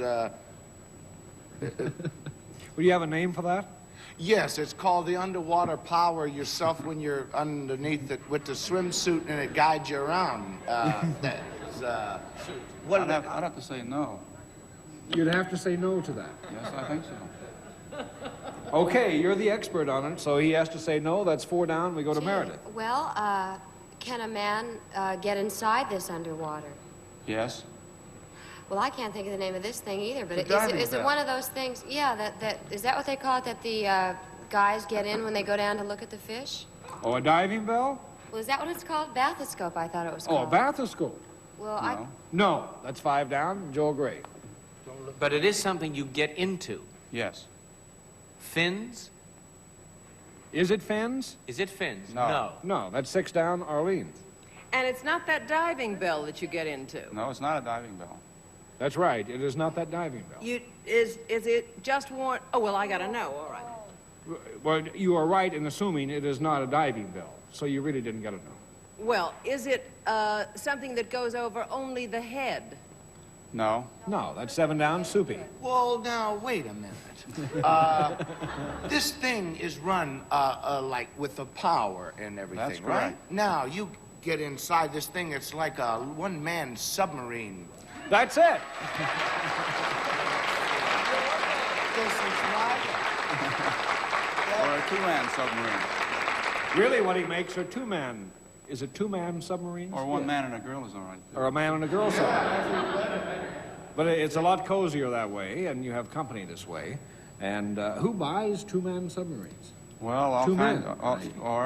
No, there can be a girl involved, but I think I have that on my mind, I think. But governments, oil companies, and individuals for pleasure. Are they quite expensive? They run anywhere from $800 up, way up, depending upon the depth and so on that they're going to run. We build them as deep, operate as deep as 600 feet. Well, did the Japanese really develop these during World War II? They had some, so did the English, and so did we. But was the first one a Japanese? I don't think it was, no. You don't think it was? Well, do you design them or do you use them as well? We design them and use them. In other words, you're sort of the experts with what you can do with a 2-man submarine. I presume you're available for hire. That's correct, yes. In that type of thing. Well, I think we'd like to see some of the submarines in action. I thought Soupy had it at first when I he was did talking too. about the thing. But he's brought some film along of the submarines, and so you tell us what it is as we watch. This is one that was used in an Ivan Torres film where Soupy was not too long ago. And it's a 2-man sub, as you can see, with the 2 hatches, and this now will be lowered over the side. They're used for underwater photography or just search for pipelines, running pipelines or cables. How expensive is this model? This one here is $8,500. And it'll go to 300 feet. And there it goes, and occasionally they even come back. That's a consoling thought. Yes, it's particularly so since I like to be outside taking pictures of it. And is it powered electrically? It's powered electrically, and the life support inside is 8 hours. This is a little underwater torpedo. This is more closely what Soupy was talking about, I think. And this, you can do rolls and loops with it and fly this.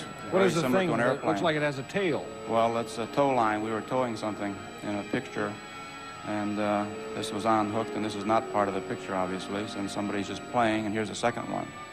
These are almost like flying aircraft. That's the tow line that you see there.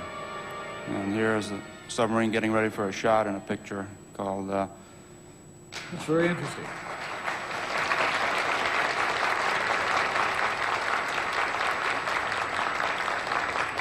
Now, I suppose for a person that has everything, that might well qualify for something to put under the Christmas tree. Yes, you should be the first one on your block to have one. Make that like a big rubber duck. It'll be good for bathtubs. Yeah, you'd take a pretty good-sized Yeah. bathtub, though. But you did some work for movies, too, didn't you? Yes. With your submarines. Right. We built the stuff for Thunderball and all of the underwater submarines and the tow scooters. And we do a lot of Ivan tours and MGM. Very interesting, Mr. Klein, and may I say, you know, I hope they keep coming back. Not only for more submarines, but back to the surface as well. Exactly. Thank you, Mr. Klein, Thank for being you. with us on It's a What's My pleasure. Line.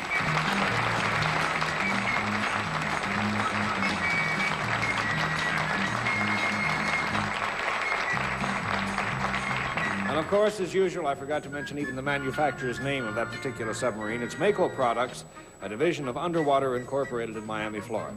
And we'll be back to meet our mystery guest as What's My Line continues. And now it's celebrity time on What's My Line when we meet our mystery guest panel of the blindfolds in place. Yes, they are.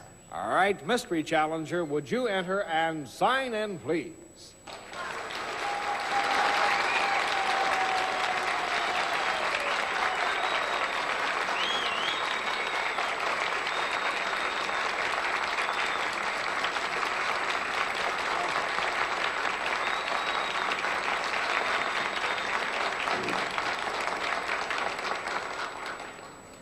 I think it's apparent our mystery guest has arrived and is now beside me. I'll remind you, panel, it's one question at a time. I'll give you 3 minutes to try and establish the identity of our mystery guest, and we'll begin with Soupy Sales. Well, that wonderful outburst of applause and reception indicates that you are very popular. Are you in show business? Yes. Are you primarily known for motion pictures? What? Are you primarily known for motion pictures? Yes. Joel Gray. Are you in a motion picture recently opened in the New York area, like in the past 2 weeks? No. That's a no. Arlene. Have you appeared in the theater as well? Yes. Soupy.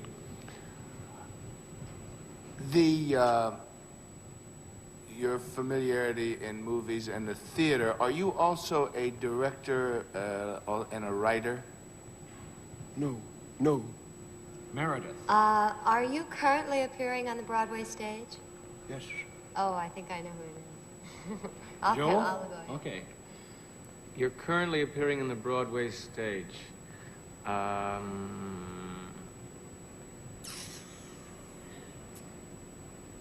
Are you in a play about the Black Revolution? No. Arlene. Well, are you in a play in which you are present almost at all times on the stage and have been praised as giving one of the brilliant performances this year in a play called Jimmy Shine? Yes. Are you Dustin Hoffman? I knew it. Yes.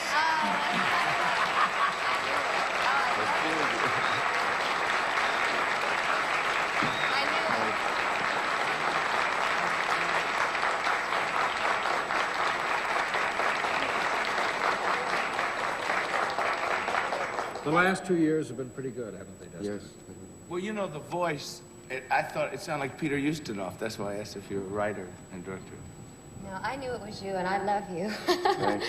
I really do. I think you're just a marvelous actor, and I also, you look very much like my boyfriend, and so that's another reason. What's his line? He's an actor too. His name is Greg Malavy, but a lot of people have told him that he looks like you. But I think you're just marvelous. I loved you in The Graduate. Would you two...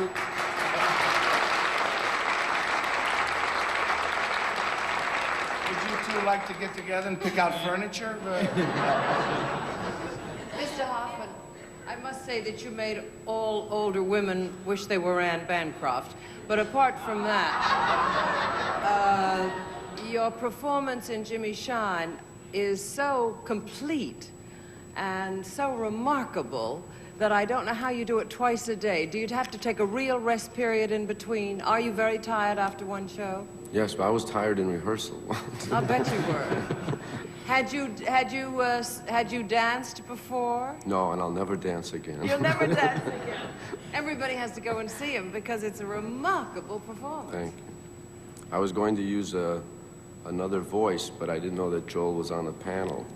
And it was a voice that he knew. That I would have gotten because immediately. we were in a play together off Broadway a few seasons ago. And he was brilliant then, too. And so was Joel. Which play was this which one? Harry Noon and Night. We were homosexual lovers. No, he was. Well, you're now in plays that must be a nice change for both of you. Good for our families, too. Jimmy Shine and George M. Coleman may get together. On daytime television. But, you know, not only do you have a hit on Broadway, but you also have The Graduate, which is still playing to big audiences, and you're on another movie as well, aren't you? Soon, or have you started it, or is it finished? Or? It's finished. It will be out in April. It's called The Midnight Cowboy, and it stars the newcomer John Voight, and it's directed by John Schlesinger. And so Dustin Hoffman is certainly, as I say, the last couple of years have been great. I was reading some information about Dustin, and I usually get biographical matter, and I was particularly amazed with the thing that said, you know, you probably have got 12 paychecks coming from around Manhattan, from the work that you did, you know, while you were working here, trying to get established in the theater, from the various and sundry jobs that you did, which most of us have done in this business. And he's saying, that was very interesting. Jobs. Well, it's funny because I worked for Manpower, which was temporary Oh, agency. yeah, with the white gloves. No, I typed. I couldn't type with gloves on. But Dustin Hoffman, we're delighted that you could take time out to be with us. Continued success with Jimmy Shine. Thank you. And The Midnight Cowboy, we know, will probably exceed the great acclaim that you received for The Graduate. Continued success. Dustin Hoffman.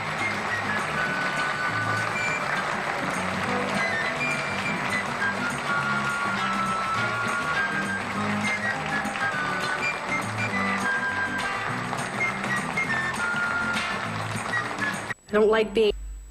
Now it's time for Honest Answers panel to questions submitted by our studio audience. And here's the first one to Suppy Sales. Suppy Sales? Do you write your own jokes, or do you hire someone to write them for you? No, I write. That's obvious. That's obvious. All right. That's an honest answer. Here's one from Meredith. At what age should children start dating? Oh, golly.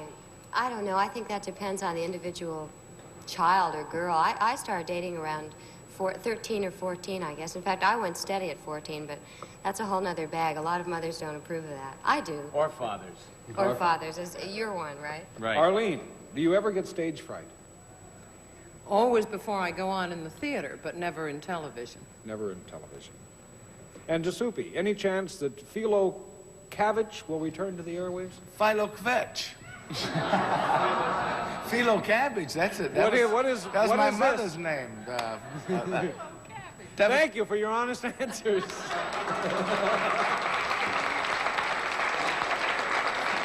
And Soupy will give you another chance to answer some other time. Thanks a lot. And won't you join us next week for What's My Line? GSN is booking you on an exotic getaway with the Amazing Race. 5 nights a week. Wow, this is unbelievable right here. Oh my gosh. Let GSN be your ultimate tour guide. The Amazing Race. Tonight at 10 on GSN.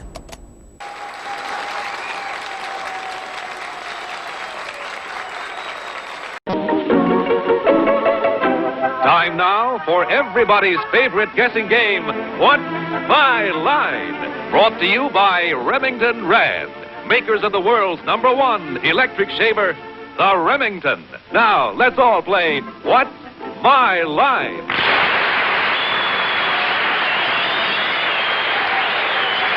Now let's meet our award-winning What's My Line panel. First, the popular columnist whose voice of Broadway appears in papers from coast to coast, Miss Dorothy Kilgallen.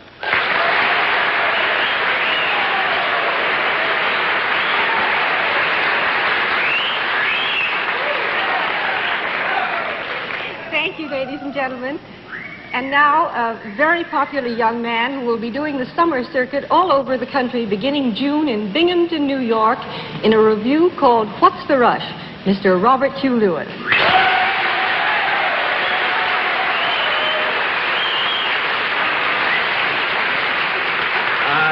The whistles are because Dorothy's hair is a beautiful, beautiful red color. Hiya, Red. To my left this evening, once again, the lovely Hollywood columnist, and I'm delighted to say that all's well with the world, because the Mad Hatter is wearing her hat. Miss Hedda Hopper.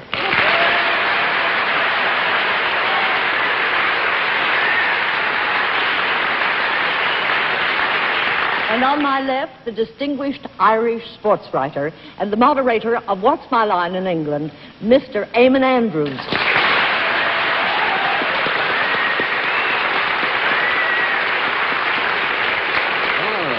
My hat. Well, when I said last time I was on, the only other time 2 weeks ago, that our moderator had the most polished seat in the business, I did not mean you to send your old suits along to him because he is well heeled. Thank you very much. But here he is, John Charles Daly.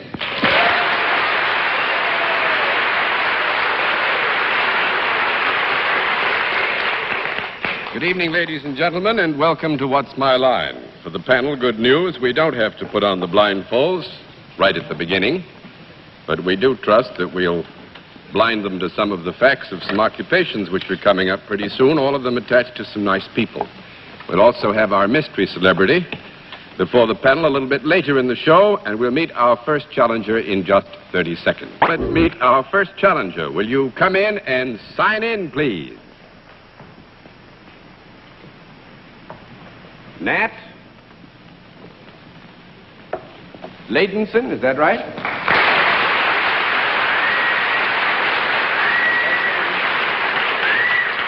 There we are, Mr. Ladenson. I don't want it. You want this piece of chalk? You can have it. I don't think you want it either, though, do you?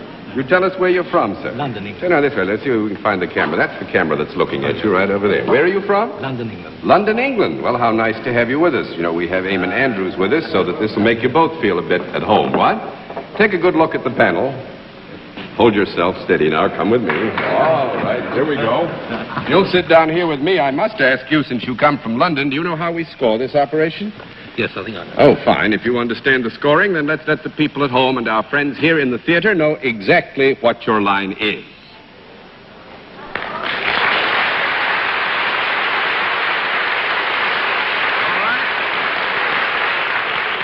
Panel, Mr. Ladenson is self-employed. With that, let's let Eamon Andrews begin with our London guests. Thank you. I wish I'd met you before, Mr. Ladenson. I don't think we have met, but don't answer that in case you say, no, which is true. Self-employed, you must be self-employed to be able to afford to come to the States now anyway. Has your work at all got to do with anything artistic? No. One down and 9 to go, Miss Kilgallen. But would you consider yourself as occupying a white-collar job? No. 2 down and 8 to go, Mr. Lewis. Do you render a service, Mr. Layton? Yes. Is this a service? I haven't been in London. I haven't been in London in some years. It sounds like it, yes.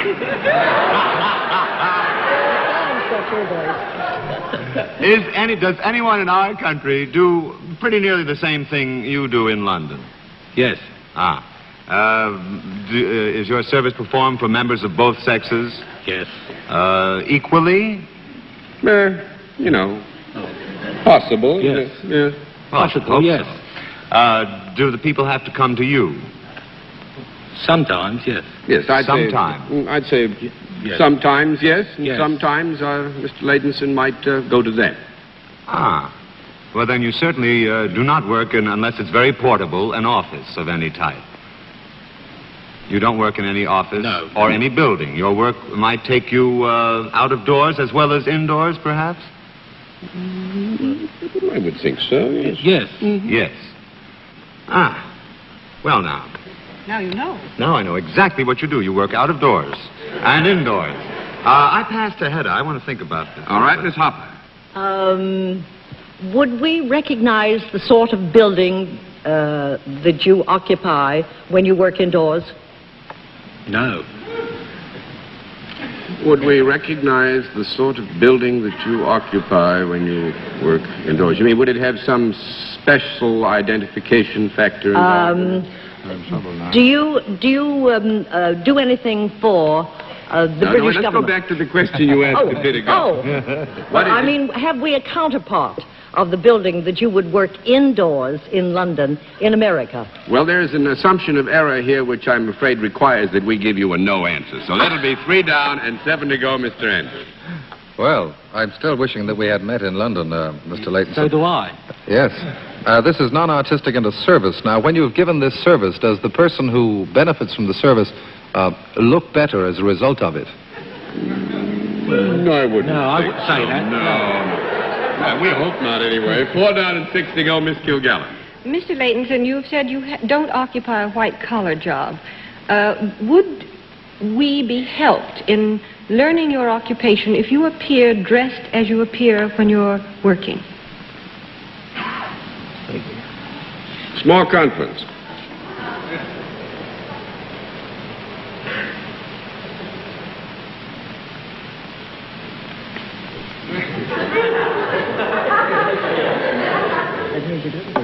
It's a very difficult question, Dorothy. It's to be presumed that Mr. Leighton will not, for instance, perform his labors in his present blue suit. But this is not to say that necessarily there is a strong identification factor in what he would wear. Well, I'd be helped a great deal. Would you like to tell me what he'd wear, and I'll tell you if I could be helped by it? No, not no, actually, I just said that he would wear clothes other than he's wearing now, but they would not necessarily reveal anything to you if you were to walk out here dressed in them. That's all. Would they cover you more or less entirely? I should hope so.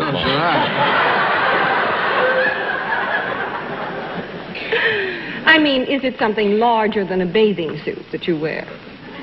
I think so. Yes. I think so. Do you wear trousers? You wear trousers? I should hope so. Yes. Not so funny. You know, he could wear robes of some type, you know.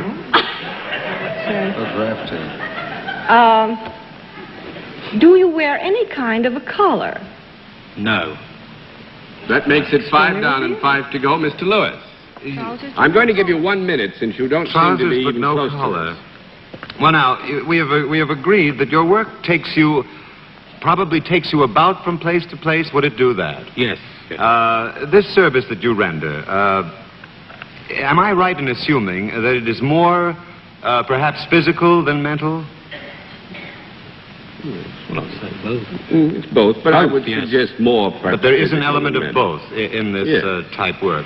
But more physical than mental. More physical than mental. When you, there is no identifying characteristic physically, obviously, costume-wise. Is there any kind of training whatsoever necessary for what you do? Not under the terms of reference that we use on this program. No training. 6 down and 4 to go. Miss Harper, do you want to take a shot at it? Do the people feel better for having received your services? I think they do. Well, in a very general way. Yes. In a very general way. But the minute is up, and you've not come close to it, so I'm going to flip all the cards for Mr. Leighton, and Mr. Andrews may well have met him because he is a London taxi driver.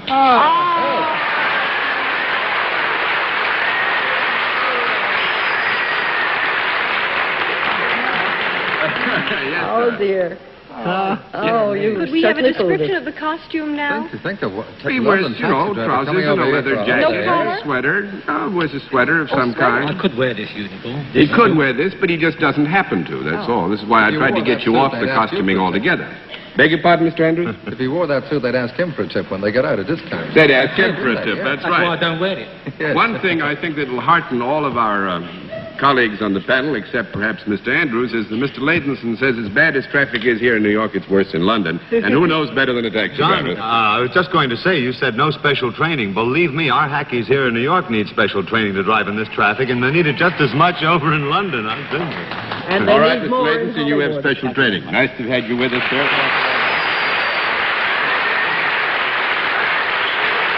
All right, panel, let's see what you can do with the second challenger. Will you come in and sign in, please?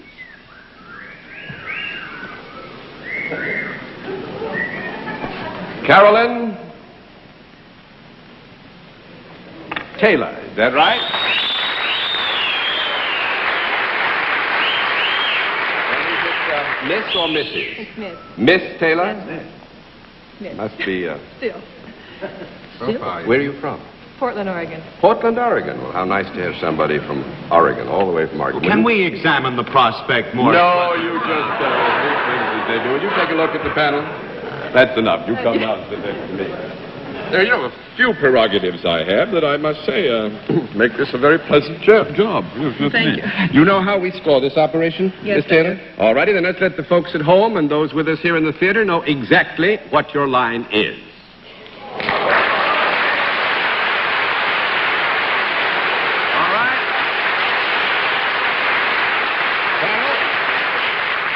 Miss Taylor is salaried. With that, let's begin the general questioning with Robert Q. Lewis.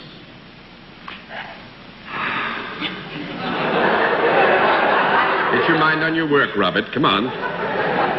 Comfy? Oh, no. Are you, do you render a service, Miss Taylor? Yes, I do.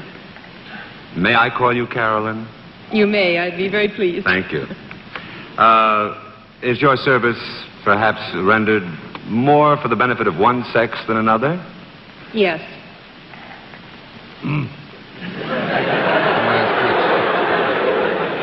Men, I trust? You're right, yes.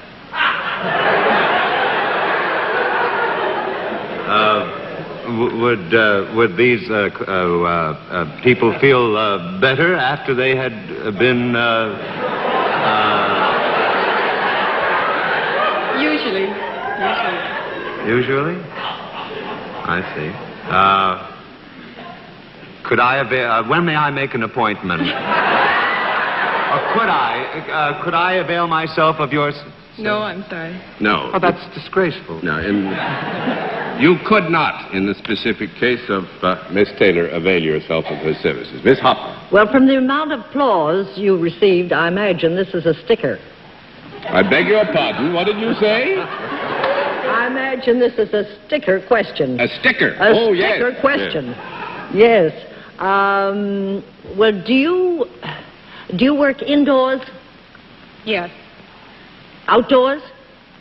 Rarely. Rarely. Oh.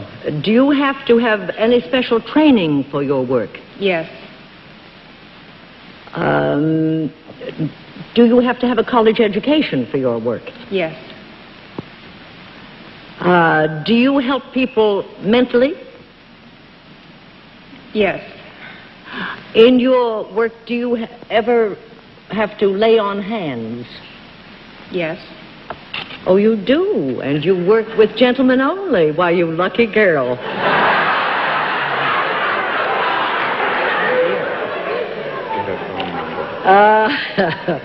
Mr. Lewis wants your phone number. Would you mind giving it to us, please? Well, I'm going to pass. The Irishman's got you now. Mr. Andrews? The Irishman's only got you very temporarily, Carolyn, but I've been looking at Robert Lewis to see what it was he didn't need that you have that he could have from you that he doesn't want, you know. You sound like John Daly. But I see he's got glasses and he's got hair, very fine hair. I'm just wondering if it's a service people would feel better, but the feel better, presumably, is only as a result of whatever you've done accidentally or otherwise. Do you have anything at all to do with something above the neck on the case of the man that you deal with? Not only, no. Not only? Sometimes. Oh, but you do have, so it's got to do with everything. This sounds like Joey Lewis in Las Vegas I was telling you about. I see. Now, when you give this service to the men who avail of the service, are they in a perpendicular position? Yes, occasionally. Occasionally.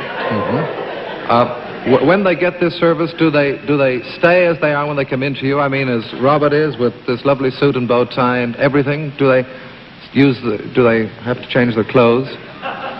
Sometimes. Oh, sometimes. Usually. Do you use an implement at all in administering this service? Yes. You do. Is this implement worked by electricity? No. No. Goodbye. Small, just a moment, small conference. Oh, lovely. electricity and rusty. Well, it could be, but it's electricity. Electricity. They use electricity for rusty sometimes. They do. Mr. Andrews, we want to be fair. I think that it is necessary to admit that it's possible that there might be an implement that is operated by electricity involved in some of the service that is performed. Thank you. Read next week and see what happened. I know. But do you work in or about or in connection with a hospital? Yes. Oh, dear. I see. Well, Hedda and I were having a conversation, and we thought of a big word which Hedda knows the meaning of, I don't, and we thought of the word osteopath. Are you osteopath? No. No. Two down and 8 to go, Miss Kilgallen. Thank you so much. Thank you. Did the required college training that you had, Caroline, if I may call you Caroline, finish with a degree other than Bachelor of Arts or Bachelor of Sciences? Did you go further than that in college? Yes. Do you have a title other than Miss? Yes. Are you a doctor? Yes. And actually, it's even more than that. I'm going to throw all the cards over. Doctor for chaps? No, actually, it's Captain Dr. Caroline. Of the Armed Captain Forces? of the Armed Forces. U.S. Army Doctor. That's right.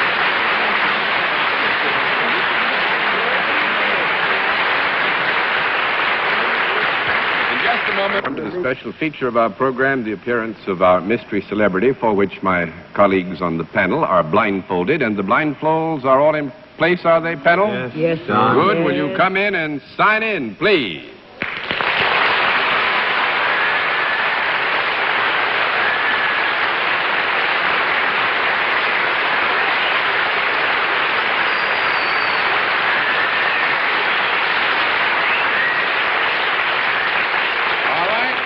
Panel, as you know, in the case of our mystery celebrity, we go to a different form of questioning. You ask one question at a time in turn, moving clockwise, and we begin it all with Dorothy Kilgallen. Is what you do fun? Yes. Mr. Lewis? Oh. Are you in the entertainment world? Yes. Miss Hopper? I presume you're a lady. Yes. Mr. Andrews? Instantly recognizable, but a growing applause when you signed your name, so that you are more often known by name rather than by sight. No. 1 down and 9 to go, Miss Kilgallen. Are there more than one of you? Yes. Mr. Lewis? Did she say yes? Yes. Do you work together?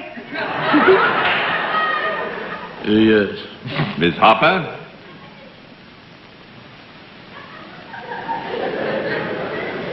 You? No, I had it. No, Oh, me. Oh, I'm so sorry. I beg your pardon. Oh, has the male member of the duet just finished a very important picture in Hollywood? No. 2 down and 8 to go, Mr. Andrews. No, he hasn't just finished an important picture. Well, male and female, you established that without guessing. That's wonderful. Is either one of you, the yes or the yes, appearing at the moment in New York? No.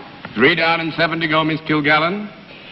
Do you do anything besides act? Do you sing or dance? Yes. Mr. Lewis? Do you work together and you sing, or do you have a regularly scheduled television program? Yes. Miss Hopper? I didn't hear. Did they say yes? Yes. Mm-hmm. They said yes. Yes. And they worked together. That's been elicited, yes. It couldn't be George and Gracie. No, that's 4 down and 6 to go, Mr. Andrews. Well, in that case, may I ask, are you married? I think so. That's Miss Kilgallen? To each other. Yes. Mr. Lewis? Happily. No. You have a regularly scheduled show. Am I right in assuming that the female of the duo was the singer? Now, may I ask, in addition to that, was the male of the duo known at one time as a band leader? Is it possible? Miss Hopper? Did they answer yes to that? Yes, it is possible. That's fine. Oh, is it possible? And the band leader, and she's the singer. Oh, I'm way off base. Oh, my. Oh, I'm way off base. No, I pass to you, Mr. Irishman. Well, thank you very much, Miss Harper. This is very kind of you. I thought it was Eddie Fisher and Debbie Reynolds for a minute, but I don't think he ever had a band, had he? Well, don't answer that, no. Does this, the one who is possible to be a band leader, do you appear currently on either a television or a radio series as a band leader? No. 5 down and 5 to go, Miss Kilgallen. I'm in Pittsburgh. It's all yours, Bob. I think I've got it. I don't, I'll take a flyer. Ozzie and Harriet?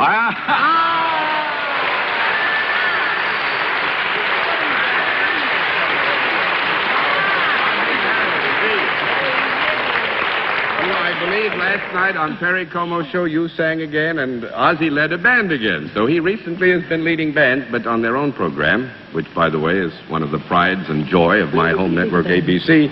It's a family show and one of the finest in the country. Wonderful to have you all. Thank you very much. Great fun. Thanks very much.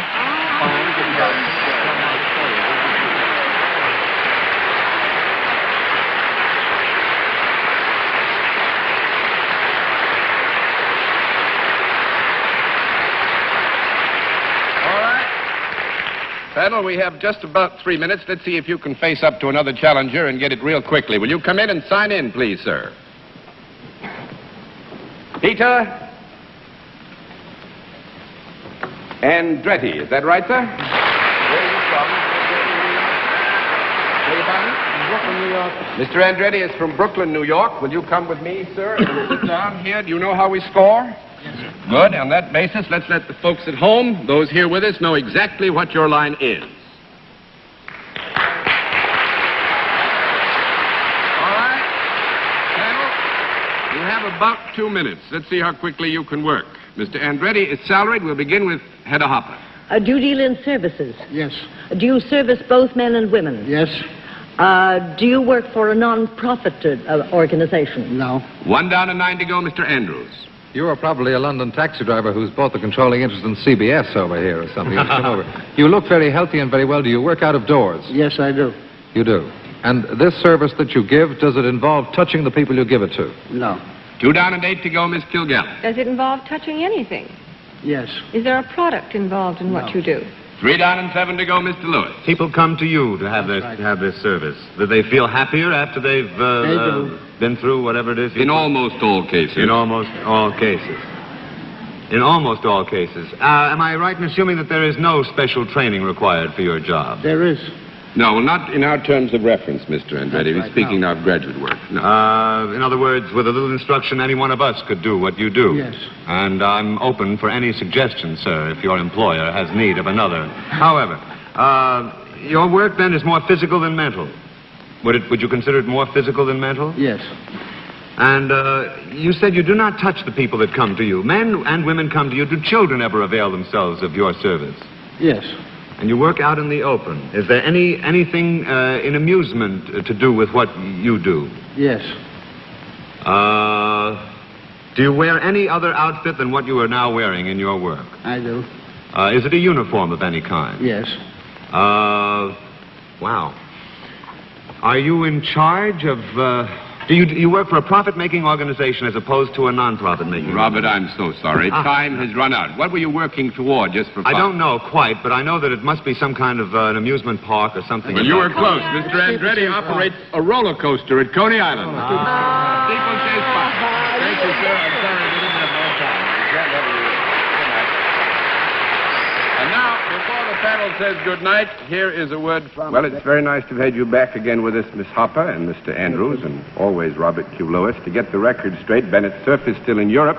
Miss Arlene has been on the coast, but she'll be back with us next week. And so, till next week, this is John Daly saying good night, Miss Dorothy Kilgallen. Good night, John. Good night, Bob. Come again soon. Thank you, Dorothy. Good night. Next week, Paul Winchell and Jerry Mahoney will be sitting in this seat. Good night, Hedda. Good night, John, and I thank Arlene for giving me this hot seat, and I've enjoyed it so much. But I'll be glad when she's back next Sunday. Even hotter now. And apart from the memory of Hedda's hats, I will remember with pleasure my visit from here with John and all here. And it's good night to you, John, and thank you for having me with you. Bye-bye. Thank you for being with us. Eamon and Peter Lawford will be in your chair next week. Nice to have had everybody with us. Thanks for being with us on What's My Line? travel arrangements on What's My Line are made through American Airlines. American Airlines flies our contestants in luxurious comfort aboard DC-7 flagship. This has been a Mark Goodson, Bill Trotman production in association with the CBS Television Network. Be sure to watch Remington Rand's other television program, Caesar's Hour, on another network.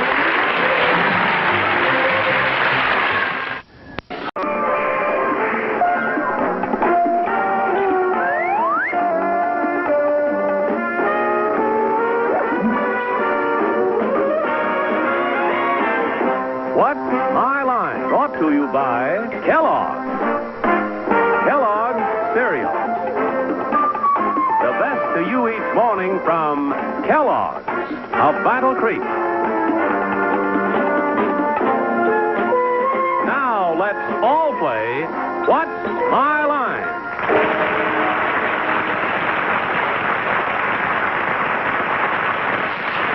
And now, live from New York, let's meet our What's My Line panel. First, the popular columnist whose voice of Broadway appears in papers coast to coast, Miss Dorothy Kilgallen.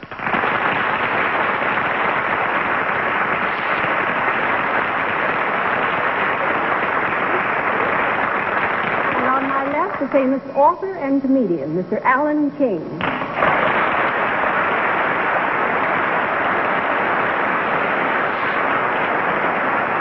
May I present the lovely lady who's been flying back and forth across the country for the thrill of it all. That's the name of her new motion picture, the very talented Miss Arlene Frank.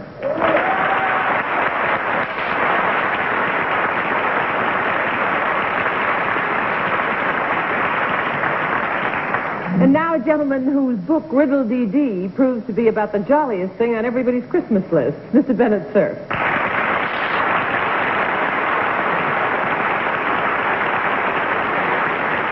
Full of Twinkies, Arlene. Full of Twinkies? Here is our deaf, dazzling, dapper, and diapering panel moderator, John Charles Daly.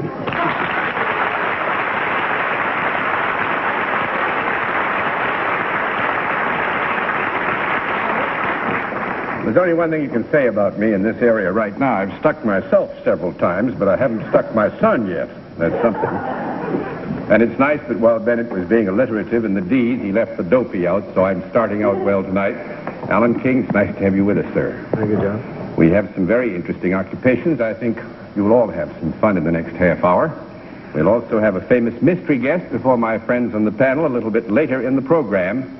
And we'll meet our first contestant. Will you enter and sign in, please?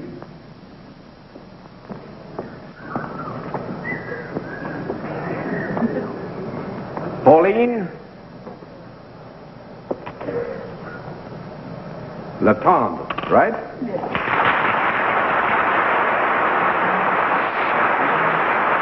Is it Miss or Mrs.? Miss Latendre, and where are you from? Montreal, Canada. Montreal, Canada. How nice to have one of our northern neighbors with us. May I present our panel? Miss Latendre? Now, will you join me over here, please? Do you know how we keep score at What's My Line, Miss Latendre? Yes, I do. All right, in that event, we'll let the audience in the theater and the audience at home know exactly what your line is.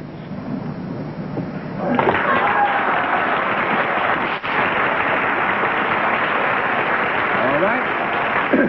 Panel, we can tell you that Miss Latendre is salaried and deals in a service. And we'll begin the general questioning with Bennett Cerf. Miss Latendre, there was a little snickering when your service was announced. Would it have anything to do with either entertainment or athletics?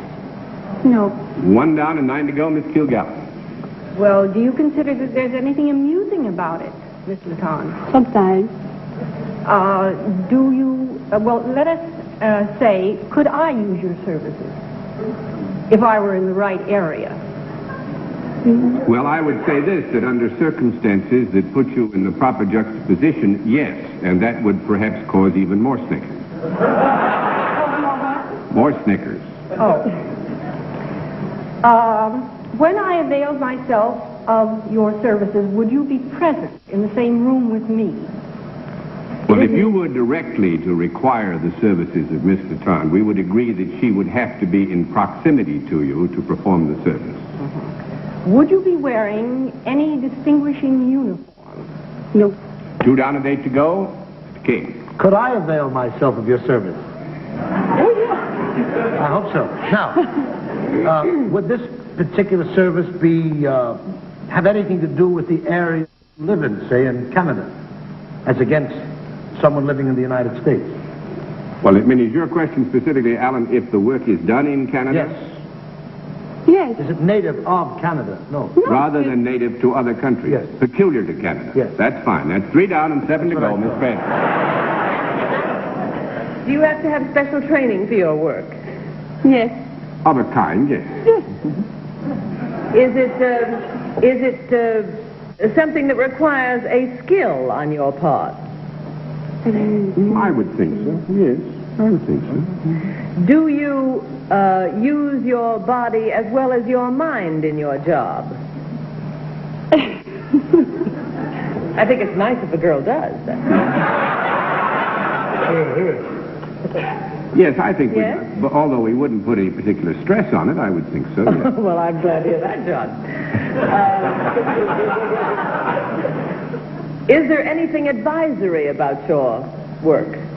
No. 4 down and 6 to go, Mr. Sir. Miss Latondra, does your work involve animals in any way? Animal? Yes. No. 5 down and 5 to go, Miss Kilgallen. Miss Litton, if I needed your services, would I be in trouble? No. I hope not. 6 down and 4 to go, Mr. King. Would I be happier? Oh, yes. Would it aid Sometimes. me, besides giving me joy, would it aid me, my health? Well, physically? if you were in a position and in the circumstance where you would have use of this service, we would have to agree that it would have some effect upon your health, yes. Would it be beneficial? We would certainly hope so. Not knowing very much about me, do you think I have availed myself of your particular type of service? Of the particular kind of service which is performed in its general character, I would say, although you may not have had it specifically at the hands of Miss Latond, you certainly have had it sometime or another, yes. With both sexes. A lot. I don't know what that means. I'm going to pass. Men and women both then use your service. Is that correct, Miss Latton? Yes. Do you work for a profit-making organization? Yes. Do you work indoors? Yes. Is anything served to the people that might be within range of your service? Yes. Is what is served either something to eat or something to drink? Yes. Do you work in a bar or restaurant? No. 7 down and 3 to go, Mr. Sir. I thought you were on the trail, that you was a bartender. There is food and drink, so involved in what you do. Would it be food rather than drink? Would you repeat it, please? Would the service in which you are involved be more concerned with food than it is with drink? Yes. I think Miss Latond knew what a disappointment that would be to you, Bennett. Does the food have anything to do with the condition that people are in when they receive this food? I mean, do the people who receive this food have to be in sort of a special condition rather than just wandering into a restaurant for something to eat? Well, I would say this, that they would have to have a relationship that was somewhat more close to Miss Latond than the relationship that would exist between somebody else who is receiving this service just by going into a restaurant. Does this food give them any kind of restorative powers that they may have lost through drunkenness or sickness? I'll say no to that. 8 down and 2 to go. Miss Kilgallen? May I rule out that you do not work in a hospital? Or may I rule out that you do work in a hospital? I do. Yes, you may rule out. Yes, I want to rule out hospitals. Not a bar, not a grill, not a hospital. Do you work in something other than on land? Yes. Do you work in the air? No. 9 down and 1 to go, Mr. King. Well, there's only one thing left. Unless you dig ditches, I don't know. Does that have anything to do with the sea? Yes. Do you work aboard a ship? Yes. Do you work aboard a transatlantic liner? No. 10 down and no more to go. But you've gotten pretty close. Actually, Miss Letton is a cook on a tugboat.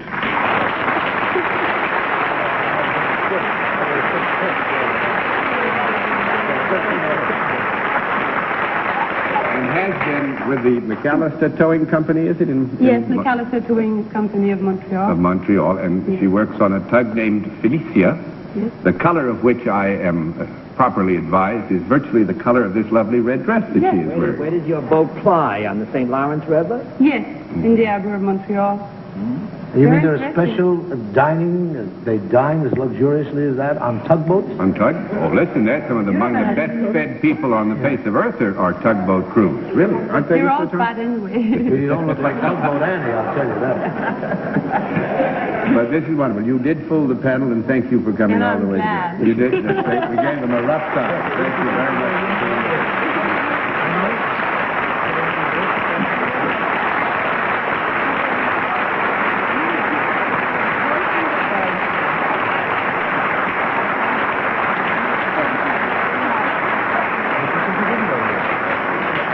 Now to meet a second contestant. Will you enter and sign in, please?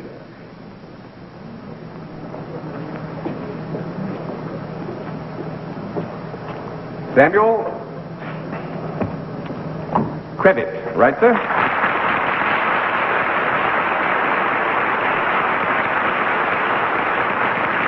Where are you from, Mr. Crevit? I'm from Orange, Connecticut. Orange, Connecticut? Yes, Mr. Denny. Nice to have you with us. May I present our panel, sir? Now, would you join me? Do you know how we keep score, Mr. Crevit? Yes, I do. All right, we'll let the audience at home and the audience in the theater know exactly what your line is.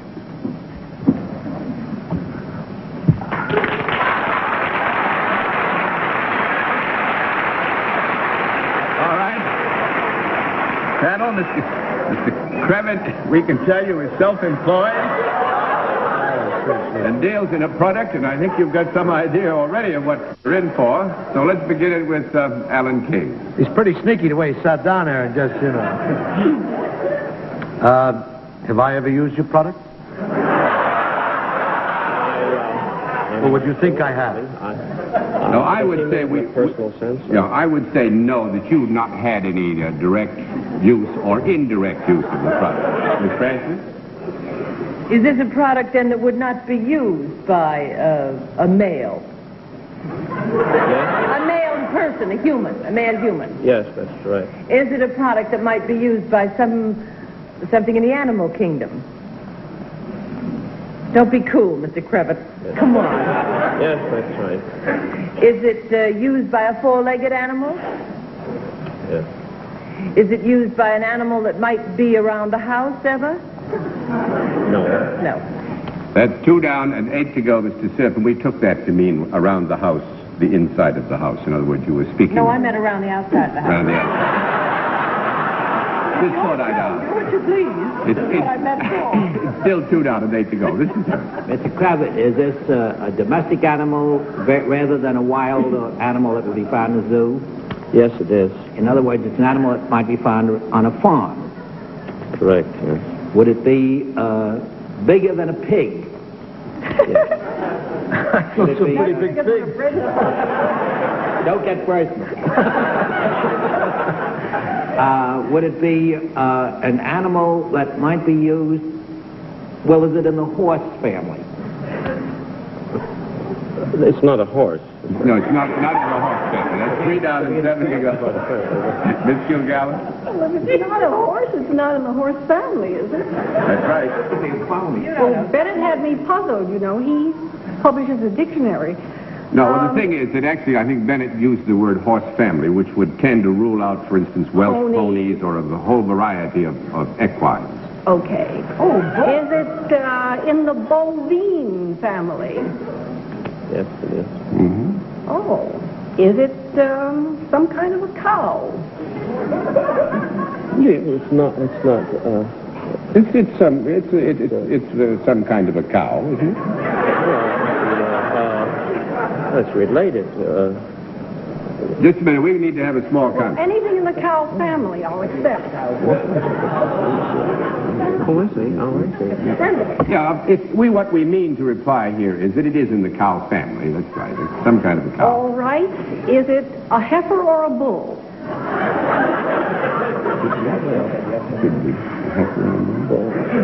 Either one. We're going to have a small thing. No, that man, he doesn't know a heifer.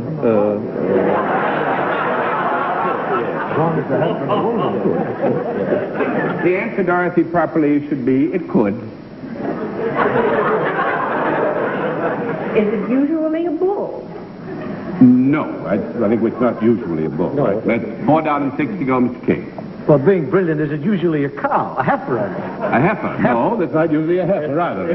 Is it? No, it's not usually. That's 5 down and 5 to go, Miss Branson. It's either, it can be both female or male, and it's not a cow. That's the whole... No, nobody has said it's not a cow.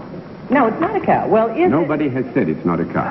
Oh, nobody said it's It not. has been elicited that it's some kind of a cow, and then they went off to all kinds of cows.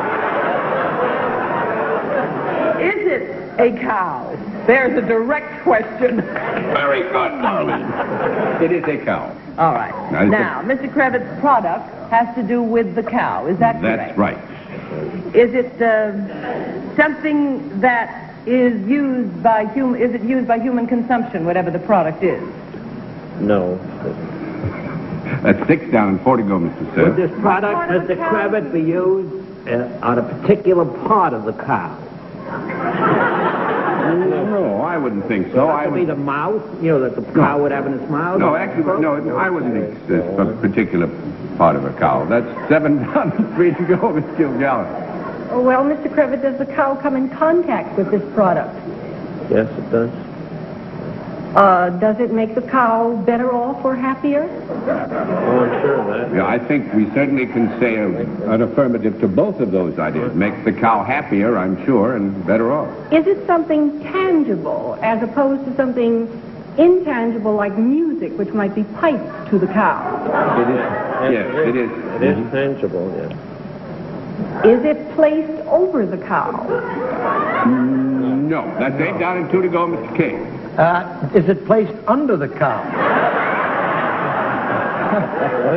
Is it a mechanical device? A mechanical device. That's 9 down and 1 to go, Miss Franklin. Is it something the cow does something on?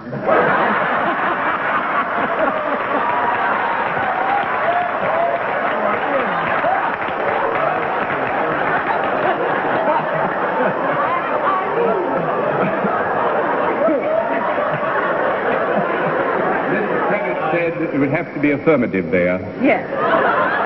Would I be correct in saying the cow does not lie on this? He says it's a mattress for a cow. Right.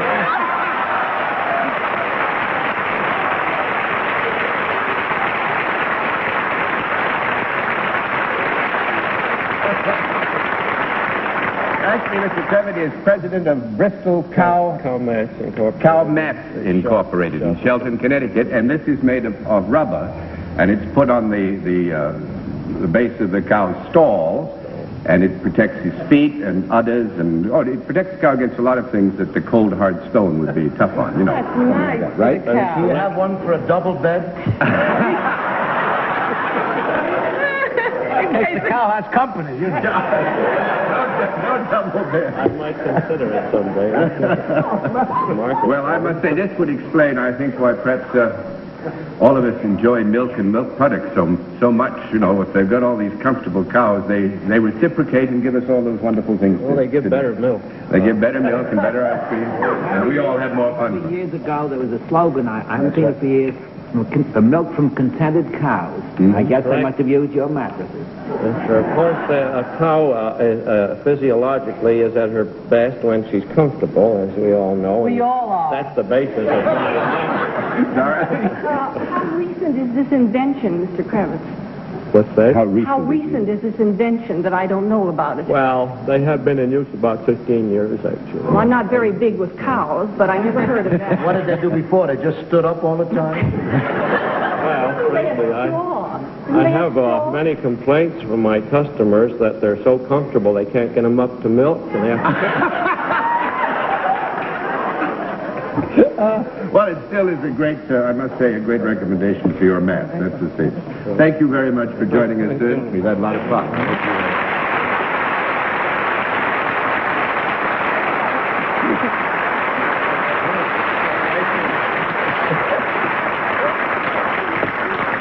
We'll meet tonight's mystery guest in just a moment, but first of our mystery challenger, for which my friends in the panel, as you all know, are always blindfolded. Blindfolds all in place, panel? Yes. Good. Will you enter and sign in, please?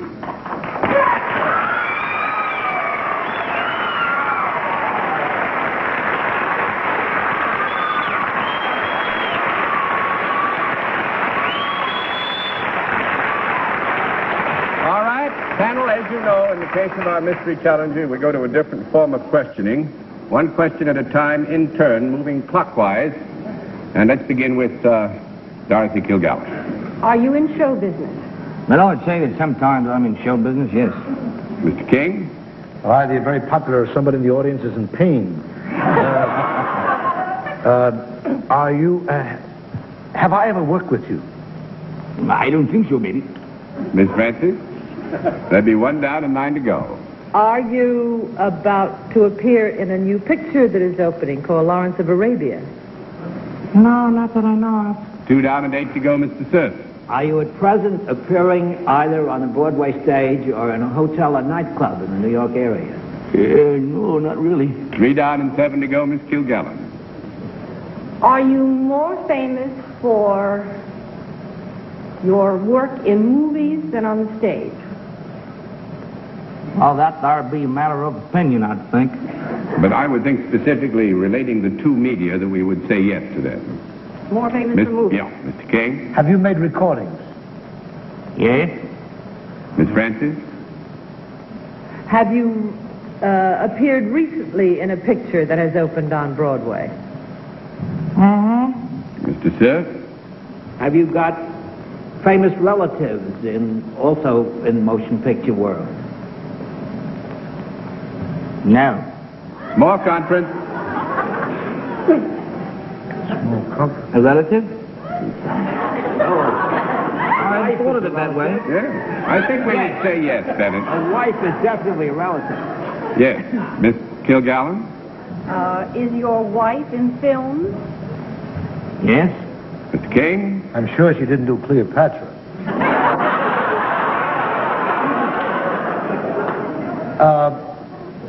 Are you primarily known as a singer? Miss Francis? Well, you got it, Mr. King? Right. Except that I thought I'd work with him. I just think it's Bobby Darin. You think right.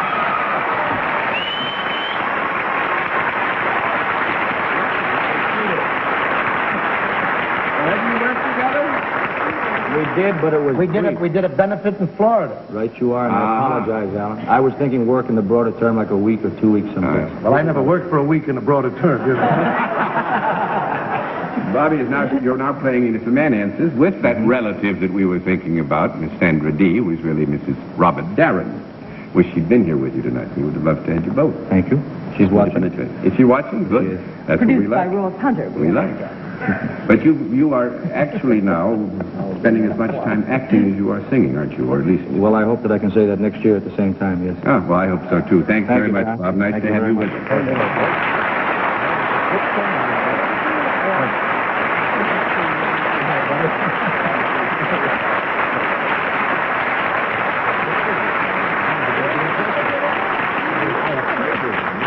Well, I think on that last one, we'll have to say you did fairly well tonight, panel. So you get some congratulations, and we'll all be back after this word from our audience. I must say that it's Boston's turn to get his Christmas present this year. Alan King is going to be up in my hometown then. I wish I could be up there to join you, Alan. Nice to have you with us. And good night, Dorothy Kilgallen.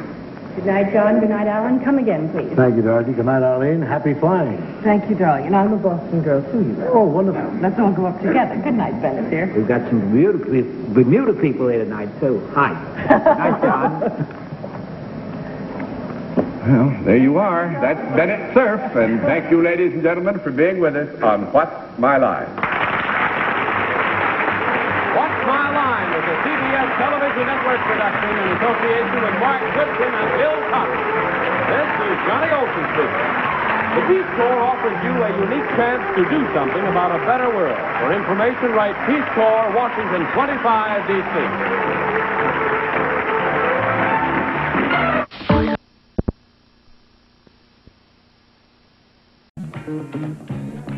Maxine Brady has written a new how-to book. While doing research for the book, she spent a lot of time in jail. Puzzle along with our panel as we all play What's My Line? And now let's meet this week's panel. Soupy Sales, Dr. Joyce Brothers, Jack Cassidy, Arlene Francis, and the host of What's My Line, Larry Mike.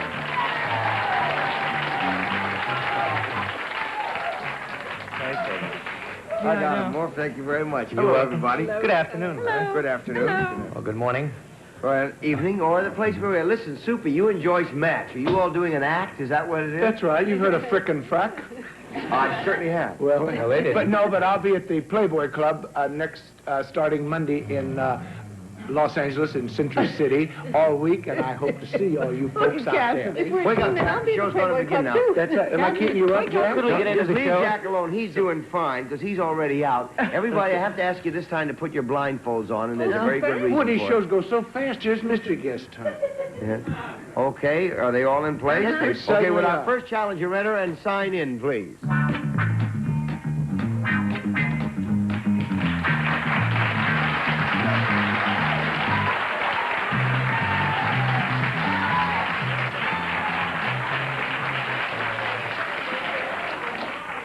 Panel, you are blindfolded. For reasons which would be obvious if you were not blindfolded. Yes. You are to discover our guest's occupation and also his identity. We'll begin the questioning with Joyce Brothers. Occupation and identity. Correct. Is it a human being? Well, I would, yes, I think so. Yes, it is a human being. Do you have to have a degree to do what you do? Third degree. Well, offhand, I'd say no, you don't particularly need a degree. No, I'd One say down, no. 9 to go, That's Jack. a no, yes. Sir, are you dressed in something that is what we city folks consider unusual? Excuse me, I just hit my own mic. I'm sorry. It's all right. Well, I would say part of me. How about that? Well, we're going to say no, really. I'm going to say no. But no. there is something going on that you would recognize instanter. 2 down and 8 to go, Arlene. I remember Lionel I don't know what that means except What's that... stand for? Lionel Instanti. He was a wonderful Lionel Instanter, great comedian. Arlene? You mean our guest is doing something or something is going on with our guest that would give it away if we knew what it was? Yes, I'd say so. Are you with someone or thing? Yes. Yes? Are you with a thing more than a one? Is there a... No, I don't think so. I wouldn't say thing. I would find that rather insulting. Well, I guess he would, but I would say yes, and you can go ahead, Arlene. I mean, it depends on who you're asking, really. Are you with a puppet? Well, partly, yes. Might say yes to that question. Partly Yes. partly puppet. That you'd say yes. Do you perform in television? Yes, I would say yes to that one. Are you? Do you have a regular program? Yes. Yes, good. Yes, that's a regular one. Yes. Do I hear wheels going around somewhere? Only in your head, dear. So that's 3 down and 7 to go. Poopy? I hear things, because I do all the time. But that's my problem. But if it's who I think it is, I'd like to go on record as saying I'm their biggest fan, and without them, the show would be nothing. I'd say it's Jim Henson and the Puppets. The Muppets. You're right, the Muppets.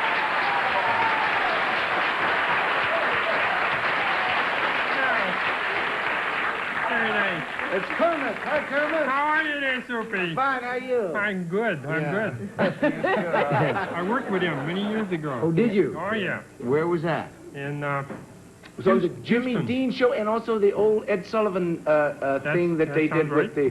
Jim Henson is the president of Henson Associates and Emmy Award winner for his puppets. What are some of the other puppets that you've developed?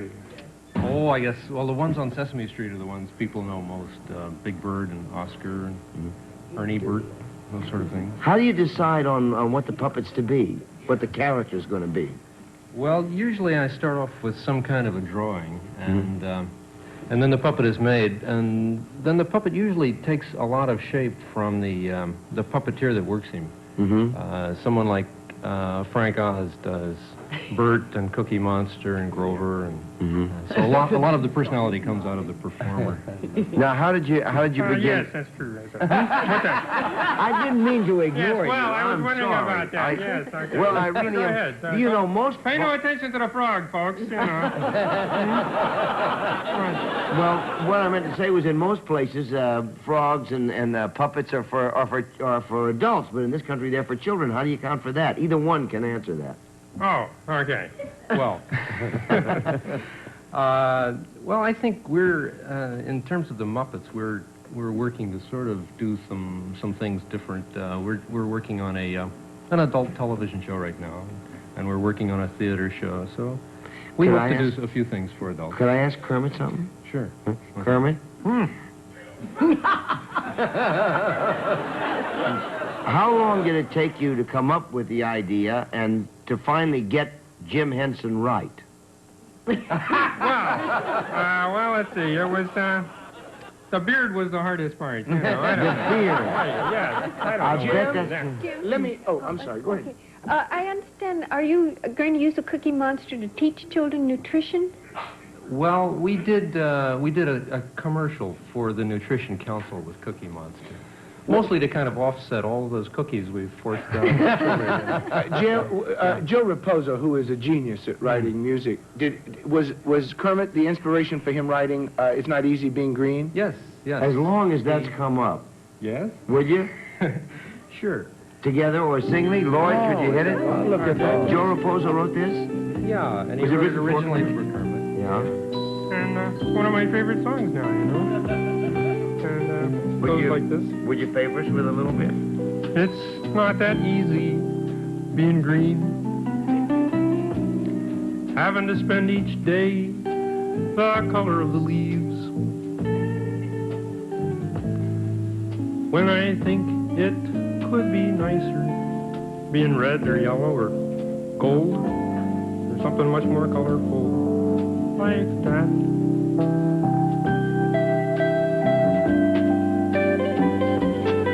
It's not that easy being green. It seems you blend in with so many other ordinary things. And people tend to pass you over because you're not standing out like flashy sparkles in the water or stars in the sky.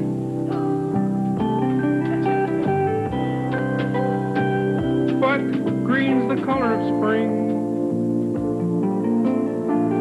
and green can be cool and friendly like,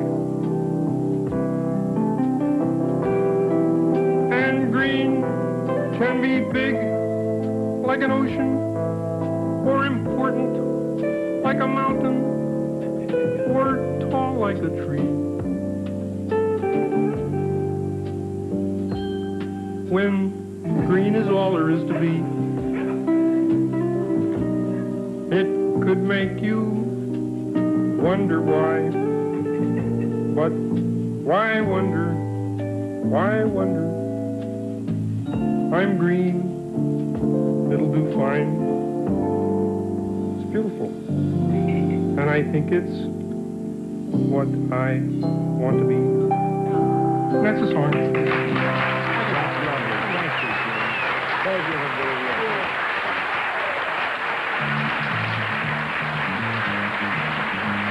We'll be back with more of What's My Line after this message. Okay, we're back, and it's time for our next challenger to enter and sign in, please.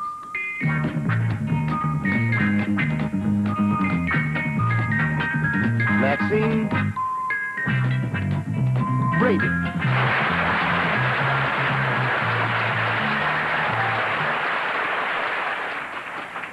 Where are you from?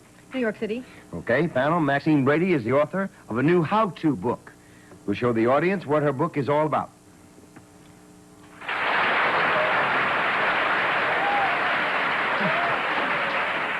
And let's start questioning with our own cookie monster, Jack Cassidy. Oh. Hello, Miss Brady. Hello. How to? Would it be in the area of quotes in the world of male chauvinism? Are you in a world that you probably justly belong? Am I? Yeah. I mean, in your book. Yes, but I'm not certain that the question is relevant. It isn't. So let's give him a no and push ahead. I haven't gotten one yes. Yes, and put it on my tab. Come on, lady. Is your how-to something that both men and women can do? Yes, it is.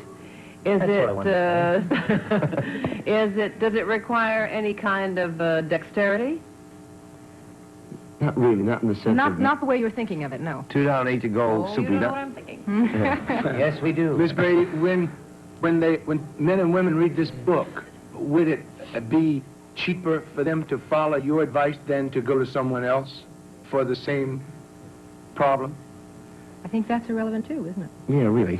3 down, 7 to go, Joyce. She's telling us we don't know semantics. Would this be in the area of construction?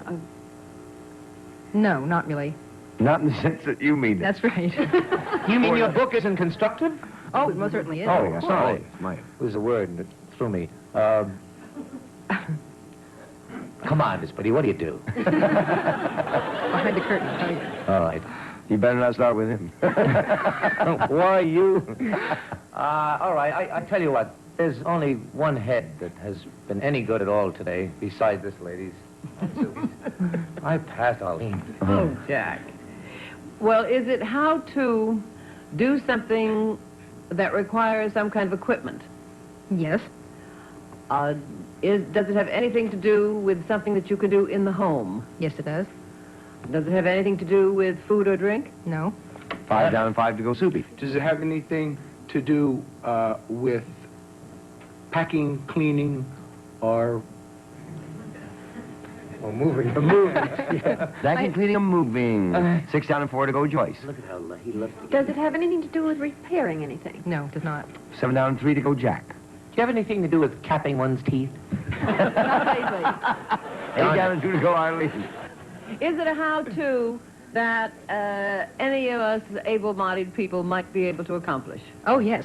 I have faith in you. Thank you. Well, at least you're on our side. I'll tell you this much, if it's of any help at all, it's how to win at something. Does it have anything, I was going to ask if it had anything you've to do never with a helped game of any kind? Yes, Yeah. it does. But we're out of time. Wasn't that a timeless help? Was it how to win a poker? No, not poker. But I thought you would get it. Backgammon? Backgammon. Bridge, backgammon. Excuse me, can we ask Joyce to Craps. try again? Because I thought she would get it. Monopoly is the name of the game. But you won anyway. Yes. A little late, but Maxine Brady is the author of the Monopoly book, Strategy and Tactics of the World's Most Popular Game, published by David McKay Company, Incorporated. What's in the book, Maxine? Well, the book St. tells Charles essentially how to win. It also tells a great deal about the history of the game and the incredible ways that people play it underwater and upside down and maybe fly. Yeah. But really, they do. Now, what is a winning strategy? What do you do to win? There are several. I guess if there's one important thing that you have to keep in mind is how much money you have and what else is on the board. In other words, how late in the game that you are. In the beginning, of course, you're trying to acquire properties. You're trying to get color groups. Later in the game, you're trying to acquire which ones and prevent your opponent from building. If there are any major groups that are the most important because they're most landed on and because they become most profitable for the least investment, it's the groups over here. This is the most profitable color group there is, Not the in orange the game one. I play. The green. What? The green. Oh, No. The green is the fallacy. The green is what everybody thinks is the best group. In fact, really? it isn't. Who told us that? It becomes good at the end of the game if you've got a great deal of money. I've But only it's won the on most green. expensive one to develop. And no property group is But any isn't it good worth until it? you've got at least 3 houses on it. I've always felt that. Yeah. Now, I would like to ask you a question. He brother. owned 3 houses. And I haven't owned 3 houses on my property. I certainly hope so. If you put your money out on the table and then go broke and everybody's playing, and then it turns out that you are sitting on $1,500, is that considered cheating? Strangely enough, the rules only state that you have to show your property cards. They must be visible in front of you, but there is no rule anywhere that says you have to show your money. That's one of my little underhanded strategies in the book. Stick it in your shoes, it doesn't matter. It's not legally, doesn't legally have to be visible. Are these places on Monopoly, are they taken from Atlantic City? Most of them are, and Charles Darrow, who invented the game, thought that they all were. He made a mistake over here. Not a real mistake. He was trying to think of the name of another street from memory. Yeah. And he remembered that there was a Marvin Gardens in Margate near Atlantic City, but he misspelled it. They changed the name, I think, to accommodate the Monopoly game. Yes, they may have. He also added a railroad, which used to be a freight bus company. Are they any good? Are the utilities any good? And Oh, the they're railroads? terrible. The railroads are better. The utilities are awful. Now, listen, how much of it's luck and how much of it is skill? There is both involved. The way to accommodate the luck factor, of course, is to know some of the probabilities, which I also dealt with in the book. For instance, when do you stay in jail? When do you get out of jail? You've got a most chance of staying in it. So you get out quickly at the end. You'll have to tell us later, will you? Or you've got to read the book. Yeah, I will. The book is the Monopoly book, and it looks like great fun. Thank you for being with us on What's My Line. We'll be back with more What's My Line after this message. Oh, we're back, and it's time for the special feature of What's My Line, the appearance of our mystery guest. Are your blindfolds all in place, panel? Wait a minute. Oh, they are, sorry. Then will our mystery guest enter and sign in, please?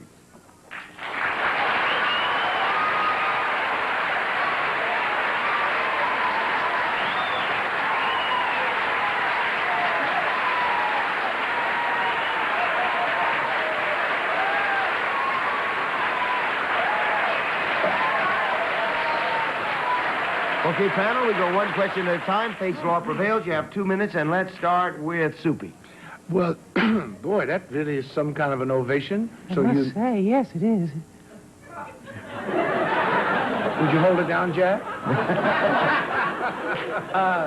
Mystery guest, would we best know you from your work on television? Oh, I think you would, yes. I mean, it's by far the best thing I do, you see. Yes, that's what you'd know me for. I think it is, anyway. Yeah. Joyce? Are you a comedian? Oh, I wouldn't want to go so far as to say I was a comedian, you know. It's for others to judge, isn't it? Jack?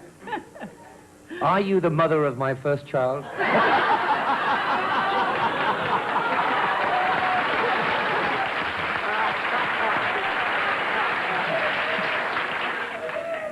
Is anyone?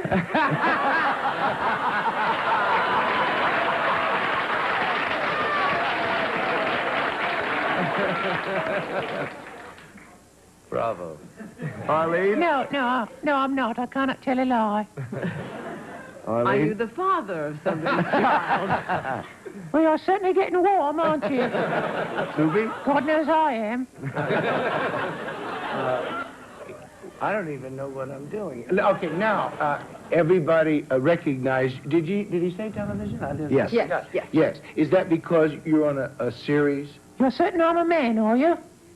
You what? I say you're certain I'm a man, are you? Oh, am I certain you're a man? Yes. Oh, well, ma'am, is it because you have a series of your own? More or less from time to time. Here. Nobody ever said it better. Joyce? Is now the time? Yes, say it now. Jack? Yes, I'm on a bit now. Have we ever danced together? Not publicly, no.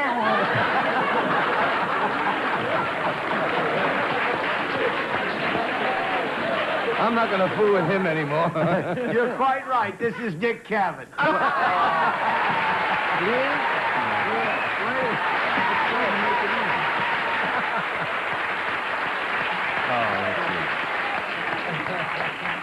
Here, To what do you attribute the fact that you think so slowly on your feet? You know, I really have this voice. It's my own.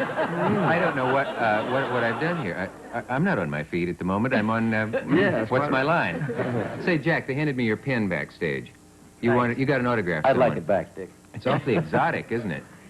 Listen, you've... You're about to dance. It looks like a bar mitzvah present from Liberace or something. Listen, you have written a marvelous book. Oh, thank you. All Things Cabot. Cabot, yes. It was a tricky title and hard to come up with, but I threw several names up into the air. And I would like to ask you if you really do speak, a lot of it's done in dialogue, and I would like to ask you whether or not you really do speak so cleanly or whether some of that is written. I'm glad you mentioned that. It's all written. It's not a non-book. It appears in dialogue form because Chris Porterfield, who's my old college roommate and a former Time editor, and I decided to write a book. But we really wanted to write a book. We didn't want to, fake it by taping it. Yeah. So, no, one doesn't speak quite that cleanly. We wrote it at the typewriter. It's a very honest book. You Right, got a lot twin hang typewriter. out. Yeah, a lot of people think they found out more about me than my analyst should know. Since I don't have an analyst, I had to tell someone. Is there anything you're sorry that you wrote in the book? Anything that's come back, bounced back on you? There is, in a way. People have asked me about a lot of things in there that I just as soon, once I get a look at them, that they didn't know. When you were at the Y... didn't you live at the Y for a long time? No, I never lived at the Y, but you're on the right track because people often say, you mentioned in the book that guests on the show have made passes at you, either on camera or off That's camera. What I was thinking, the knew drag what you were tending toward there. And to me, that would have been obvious, and everyone would have guessed that We people have to would do make something passes which at you me. understand, which is break for a commercial. Don't go away. Well, we'll I'll be right here when back. we come back. Yes, you will be here. This is... We're really late because he's terrific. Goodbye, everybody. We'll Wait a see minute, you. I'm still here. That's it.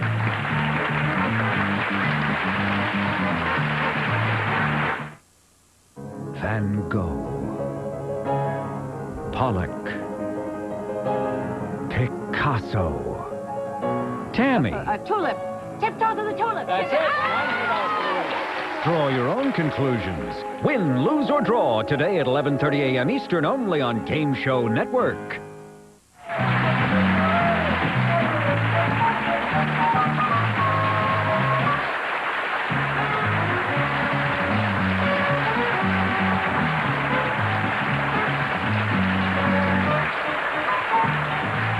Considered cheating. Strangely enough, the rules only state that you have to show your property cards. They must be visible in front of you, but there is no rule anywhere that says you have to show your money.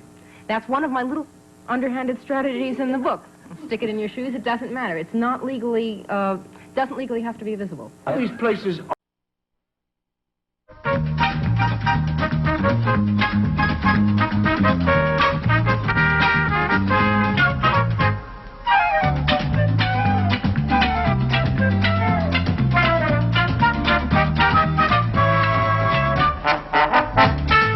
Let's all play What's My Line? And now let's meet this week's What's My Line panel. First, the deeply humorous Soupy Sales.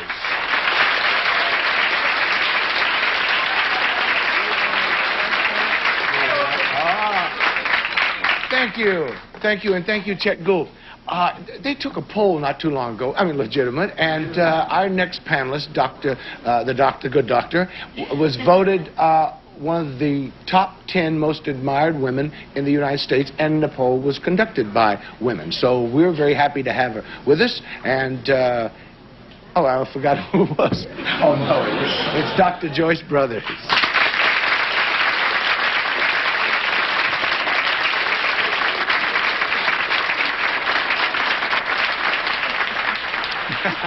Soupy's going to give up show business and teach broken English at Well, Columbia. I was going to give it up a few years ago, but I still got 600 glossies left. Now a man who is the host of Match Game 74. A man who can't remember his birthday because he never grows a day older, Gene Rayburn.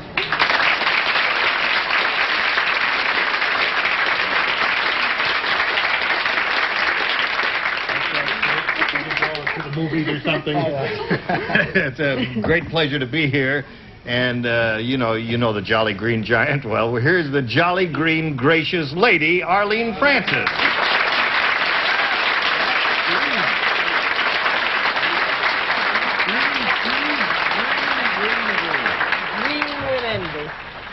All right, team. Okay. Here's the man that gives the signals. Let's play. Bullets. What's his last name? Blyden? Bullets Blyden. Yeah.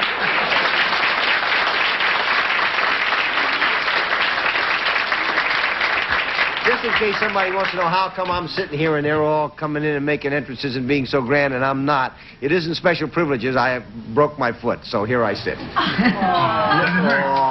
the baby. Oh. Does it hurt?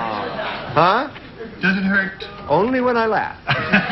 Now, with our first challenger, enter and sign in, please.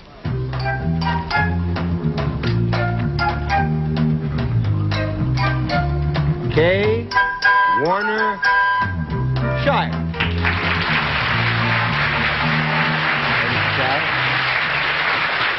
Where are you from, sir? Los Angeles, California. Okay, panel, Dr. Shire is a psychologist and co-developer of a unique system of defining personality traits.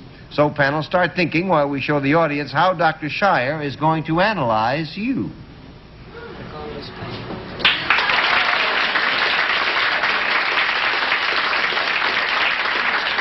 And let's start with Arlene Francis. Thank you. Dr. Shire, would it have anything to do with anything physical that I might have to do? No. 1 down and 9 to go, Soupy. Is it anything that you wear? No. 2 down and 8 to go, Joyce. Is it a photograph? I'm afraid not. 3 down, 7 to go, Gene. If you didn't get it, and we ain't gonna get it. One psycho against another psycho. We're both psycho but logical. Now, is there a written test involved in this personality trait? No. 4 down, 6 to go, Arlene. Well, it's nothing physical. God bless you, wherever you are. It's nothing physical, and it's not anything that one might do. Is it cerebral in some way? Does it have to do with something to do with the mind? Well, in view of the fact that it's a psychological test, it does have. Oh, some of the psychological tests develop out of how much peanut butter you can eat. Is it... am I in a sitting position when I am going through this test, whatever it is? That would be most comfortable. You're a serious doctor, right? Is it anything to do with how many I tell you bumps what, are Arlene, in my head? No. As far as the position you're in, it's wholly immaterial to the test, really. So it has nothing to do with it. Soupy? Well, does writing take in the physical aspect of it? That would be physical, yeah. I would say that would be a physical activity. See, it's not. Is it by what you eat? No. 6 down and 4 to go, Joyce. There is a test in which you ask people questions, and the way they look, that is the direction they look, you can tell a great deal about them. Does this have to do with that? I'm afraid not. 7 down and 3 to go, Gene. Well, let's find out. We got to narrow this down. We must assume that this is a very unconventional psychological personality trait test. Is that correct? Because we've gone through, you know, the gamut of writing and jumping and singing and answering questions. It isn't wildly unique. No, it really isn't. It's not wildly? No, it really isn't that out of the ordinary. 8 down, 2 to go. I mean, it's the use to which it's put is. It has nothing to do with our with answering questions. It has nothing to do with the way we look. It has nothing to do with any physical movement of any kind. Right. Does it have anything to do whatsoever with anything in the... Can I rule out that it would be anything that you would do with children, like how they would put blocks together and so forth? Can I rule that out? I can't rule that out. It's in that family, Arlene. I tell you, time is up. Does anybody want to make a guess? Something to do with puzzles. Is anything in the whistling? Is it a place there? Color preference. Color preference. Oh, yeah.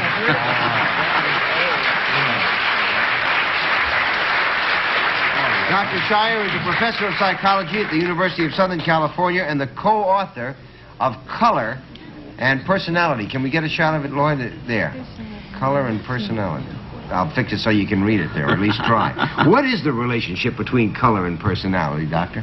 Well, it seems that if you know a person's color preference, you can say quite a few things about many of his personality traits. Now, what is the advantage to the person of knowing about their colors? Do colors really signify certain preferences for things? Oh, they do indeed. And if you know what your preferences are, you can either surround yourself with colors that complement your preference, or if you don't like the way you are, you can arrange your environment in such a way that it induces you to change your Can you be behavior. induced by color to change your behavior? I know in hospitals they all painted greens because it's supposed to be restful, with the result that 9 million people now can't stand the color green. Larry, what they have done, they've tested this idea of warm colors and cool colors with actual temperature changes and found that you don't feel different as far as the temperature is concerned. The idea of warm color and cold color is really quite a myth. Well, I tell you what, let's find this out. We're going to ask you to take a test that he's developed right now. Can we do that, Lloyd?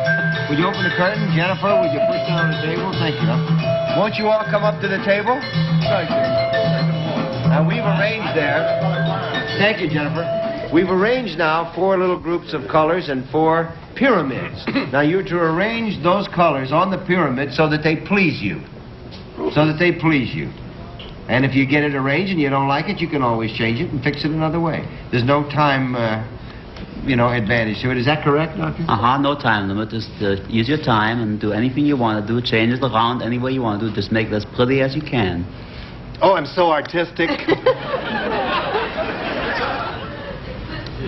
You go right there. Dun, dun, dun, dun. Oh, mine is going to be the best. Yes. I'm colorblind. Well, there's one thing we have to admit.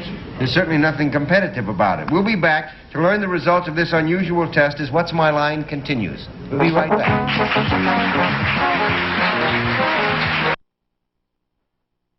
And what have we found out about everybody, Doctor? All right, let's take Arlene first. Now, I think Arlene is a rather complicated person.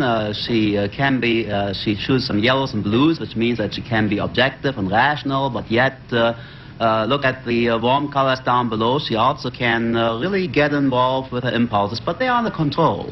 They're in control or out of control? They're under control, I think. Oh, as long as I'm controlled. Now, let's get to Jean. No. So many people have said that. Isn't that beautiful? One of the problems is that I think Jean is sort of a restricted person. He has a one-track mind of some kind or another. We just push on to the next one because we know what track it's on. Now, Doris is surprisingly conventional, because this is sort of a thing that people do who, even though they don't know what this test is all about, don't want to give anything away about themselves, because green, red, and blue are always the most favorite colors. Now, the yellow in there suggests that I think she can be impulsive at times, but relatively well controlled. I don't think she really will let herself go as much as she might like to. Well, that's what Jean... That's at the bottom. I don't know about that. That's what Jean said. Same thing. That's right. Okay, now how about Soupy? Oh, here we go. Oh, Soupy. Well, look at all that explosive red there with the black. Oh, boy. Oh, boy. I don't think I really want to be in a situation where he lets go. Thank you for being with us on What's My Line. You couldn't be more right.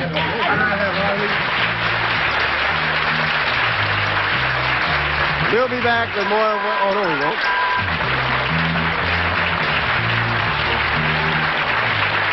Okay, now that we know about you folks, let's see what we can do with our next challenger. Would you enter and sign in, please?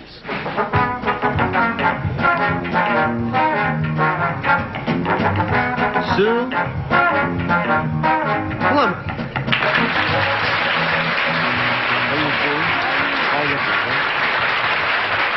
Where are you from, Sue? National Park, New Jersey. I didn't know there was one. Well, there you are. A Panel New Sue Jersey Plummer was second runner-up in the last Miss America pageant.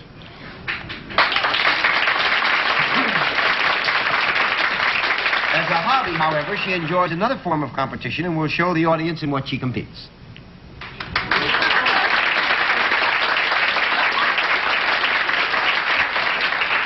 And let's start with Soupy Sales. On the other hand, let's don't start with Soupy Sales. Yeah, you can start with me. Well, I tell you one thing, I've never seen a plumber that looked as great as she did.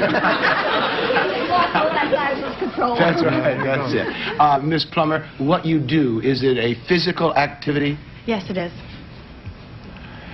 When you do this physical activity, are you on the, what we say, on the floor, on the ground?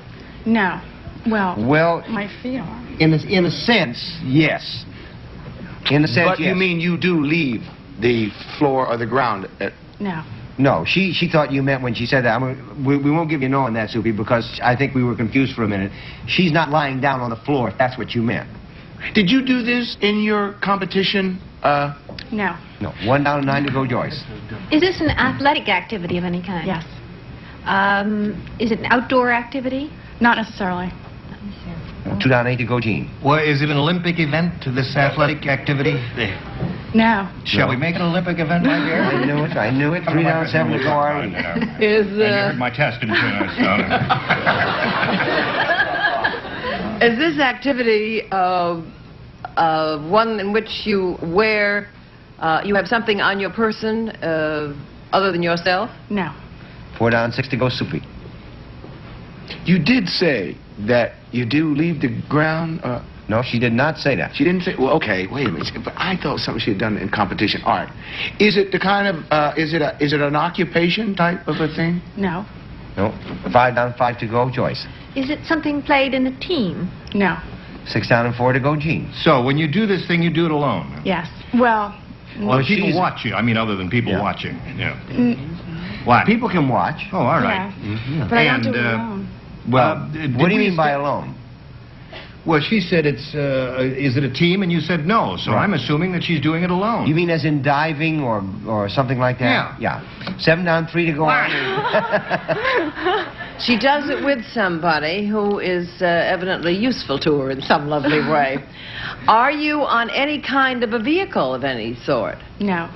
8 down and 2 to go, Super. Are you on any kind of an animal? No. 9 down and 1 to go, Joyce. Oh, I was thinking of horseback riding. That just wipes it out. Do you ski indoors? No. No, we're all down and we have swim. fooled you. Congratulations. The other person is her opponent. She wrist wrestles.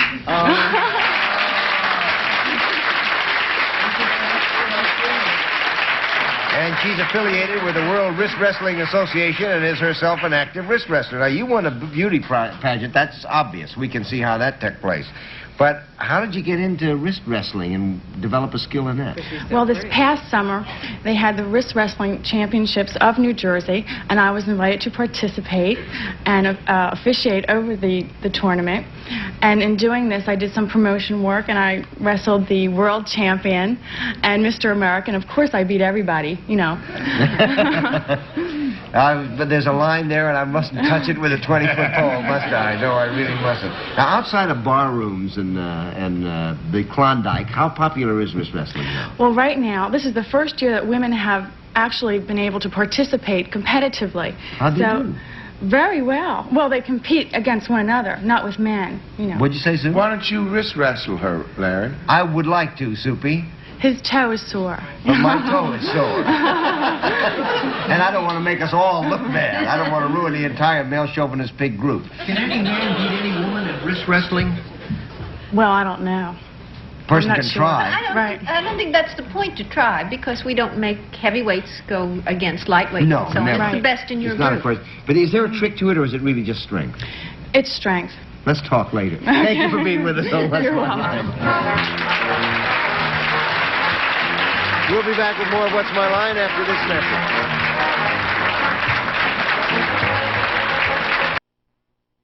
What's My Line? The appearance of our mystery guest. So that means it's blindfold time, panel. Are they all in place? Yep. Yes, sir. Then would Yep, our yep, mystery yep. guest enter and sign in, please?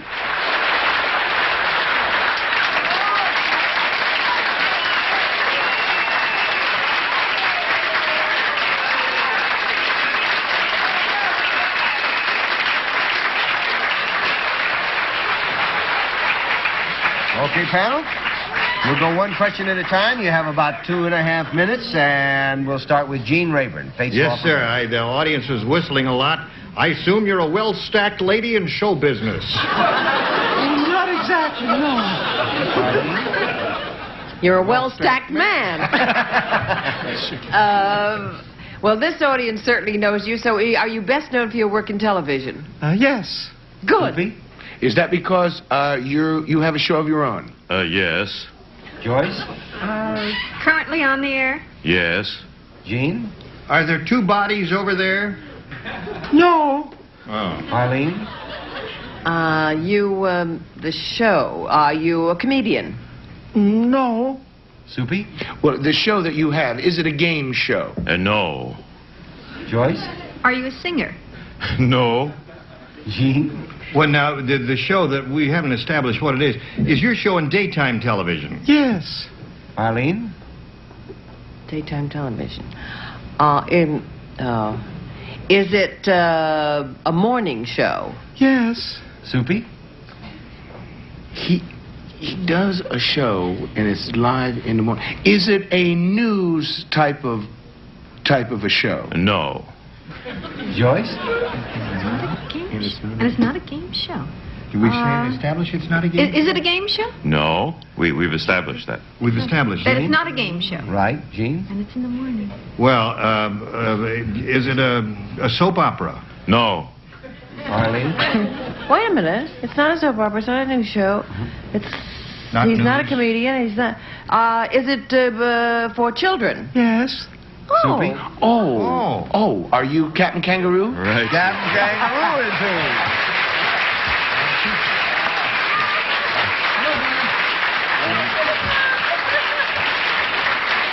Oh, Joyce, I'm ashamed of you. Ashamed myself. I'm a regular on Captain Kangaroo, and I should have known. That's right. Joyce is with us regularly, and I thought, oh my goodness, I'm in trouble. Joyce is going to reach us immediately. What really confused me were the whistles. Why are they whistling? Because they grew up with him. That's why. How long have you been on? 19 years. We're in our 19th year now. Right. I know people at home can't see it, but just for giggles, how many of you out there grew up with Captain Kangaroo? Could you just raise your hand? Look at that. You see, that's what the whistles were. There's practically the whole audience, including the cameraman and #1 camera. Isn't that amazing? Do people come up to you on the street and say, hello, Captain? And... Occasionally. The reaction that we've gotten here today is something that's been building the last few years, and it's very rewarding. A lot of young people, a lot of people in college, out of college, young parents whose children are now growing up with the Captain. It's a great thing. It makes me feel old, but it's rather nice. You know, we talk about television as being an enormous influence on people's lives, and it is. And here's a whole audience full of people, which is only just a small amount of the people that you reach. What would you say, just off the top of your head, is the chief contribution you've made with the show? Could I say that the chief contribution is that the youngsters have gotten an enormous amount of knowledge in the most pleasant way possible. Okay. Thank you, Joyce. That's Thank lovely. you. Well, I think Joyce has, to a large extent, contributed to that, because Joyce's role on Captain Kangaroo really is to work with parents, particularly through their children, in helping them to better understand their own position. What do you try to do? I guess in the broadest sense, we just try to culturally and socially develop young people, rather than going toward basic skills, which I think are important, but I think it's much more important that the child be socially and culturally and emotionally developed first, and then the skills fall into place. That's terrific. Bob, Right. congratulations. Thank you. Captain, thank you. Thank you very much, sir.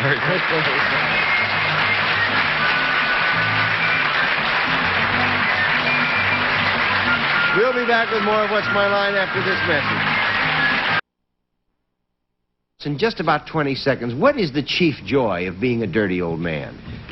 The chief joy of being a dirty old man? I can tell you. Where is he? Gene, that means that he's in the... Well, we're out of time. Thank you very much, folks. And we'll see you tomorrow.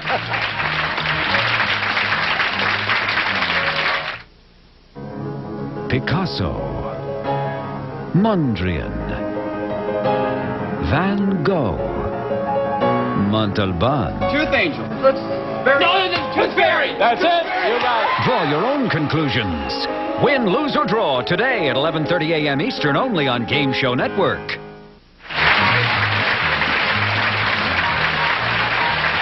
This program is recorded.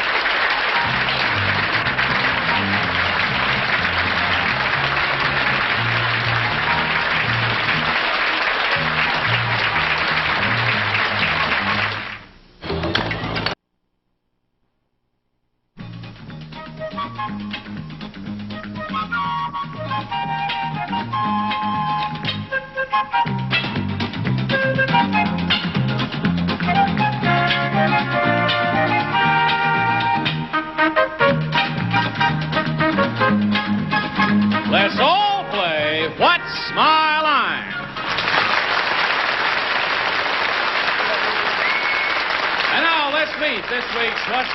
Well, that's our show for tonight. I hope you had a ball watching your favorite celebrities fool the panel on What's My Line. We'll be back next time on another Game Show Binge. Until then, good night. Continue watching the summer games because we just got at least 2 more weeks of that left. You'll be gone. Good night, everybody. This portion of the Game Show Bench is brought to you in part by Coca-Cola Classic. Can't beat the real thing. This has been an Adam David Kepler production.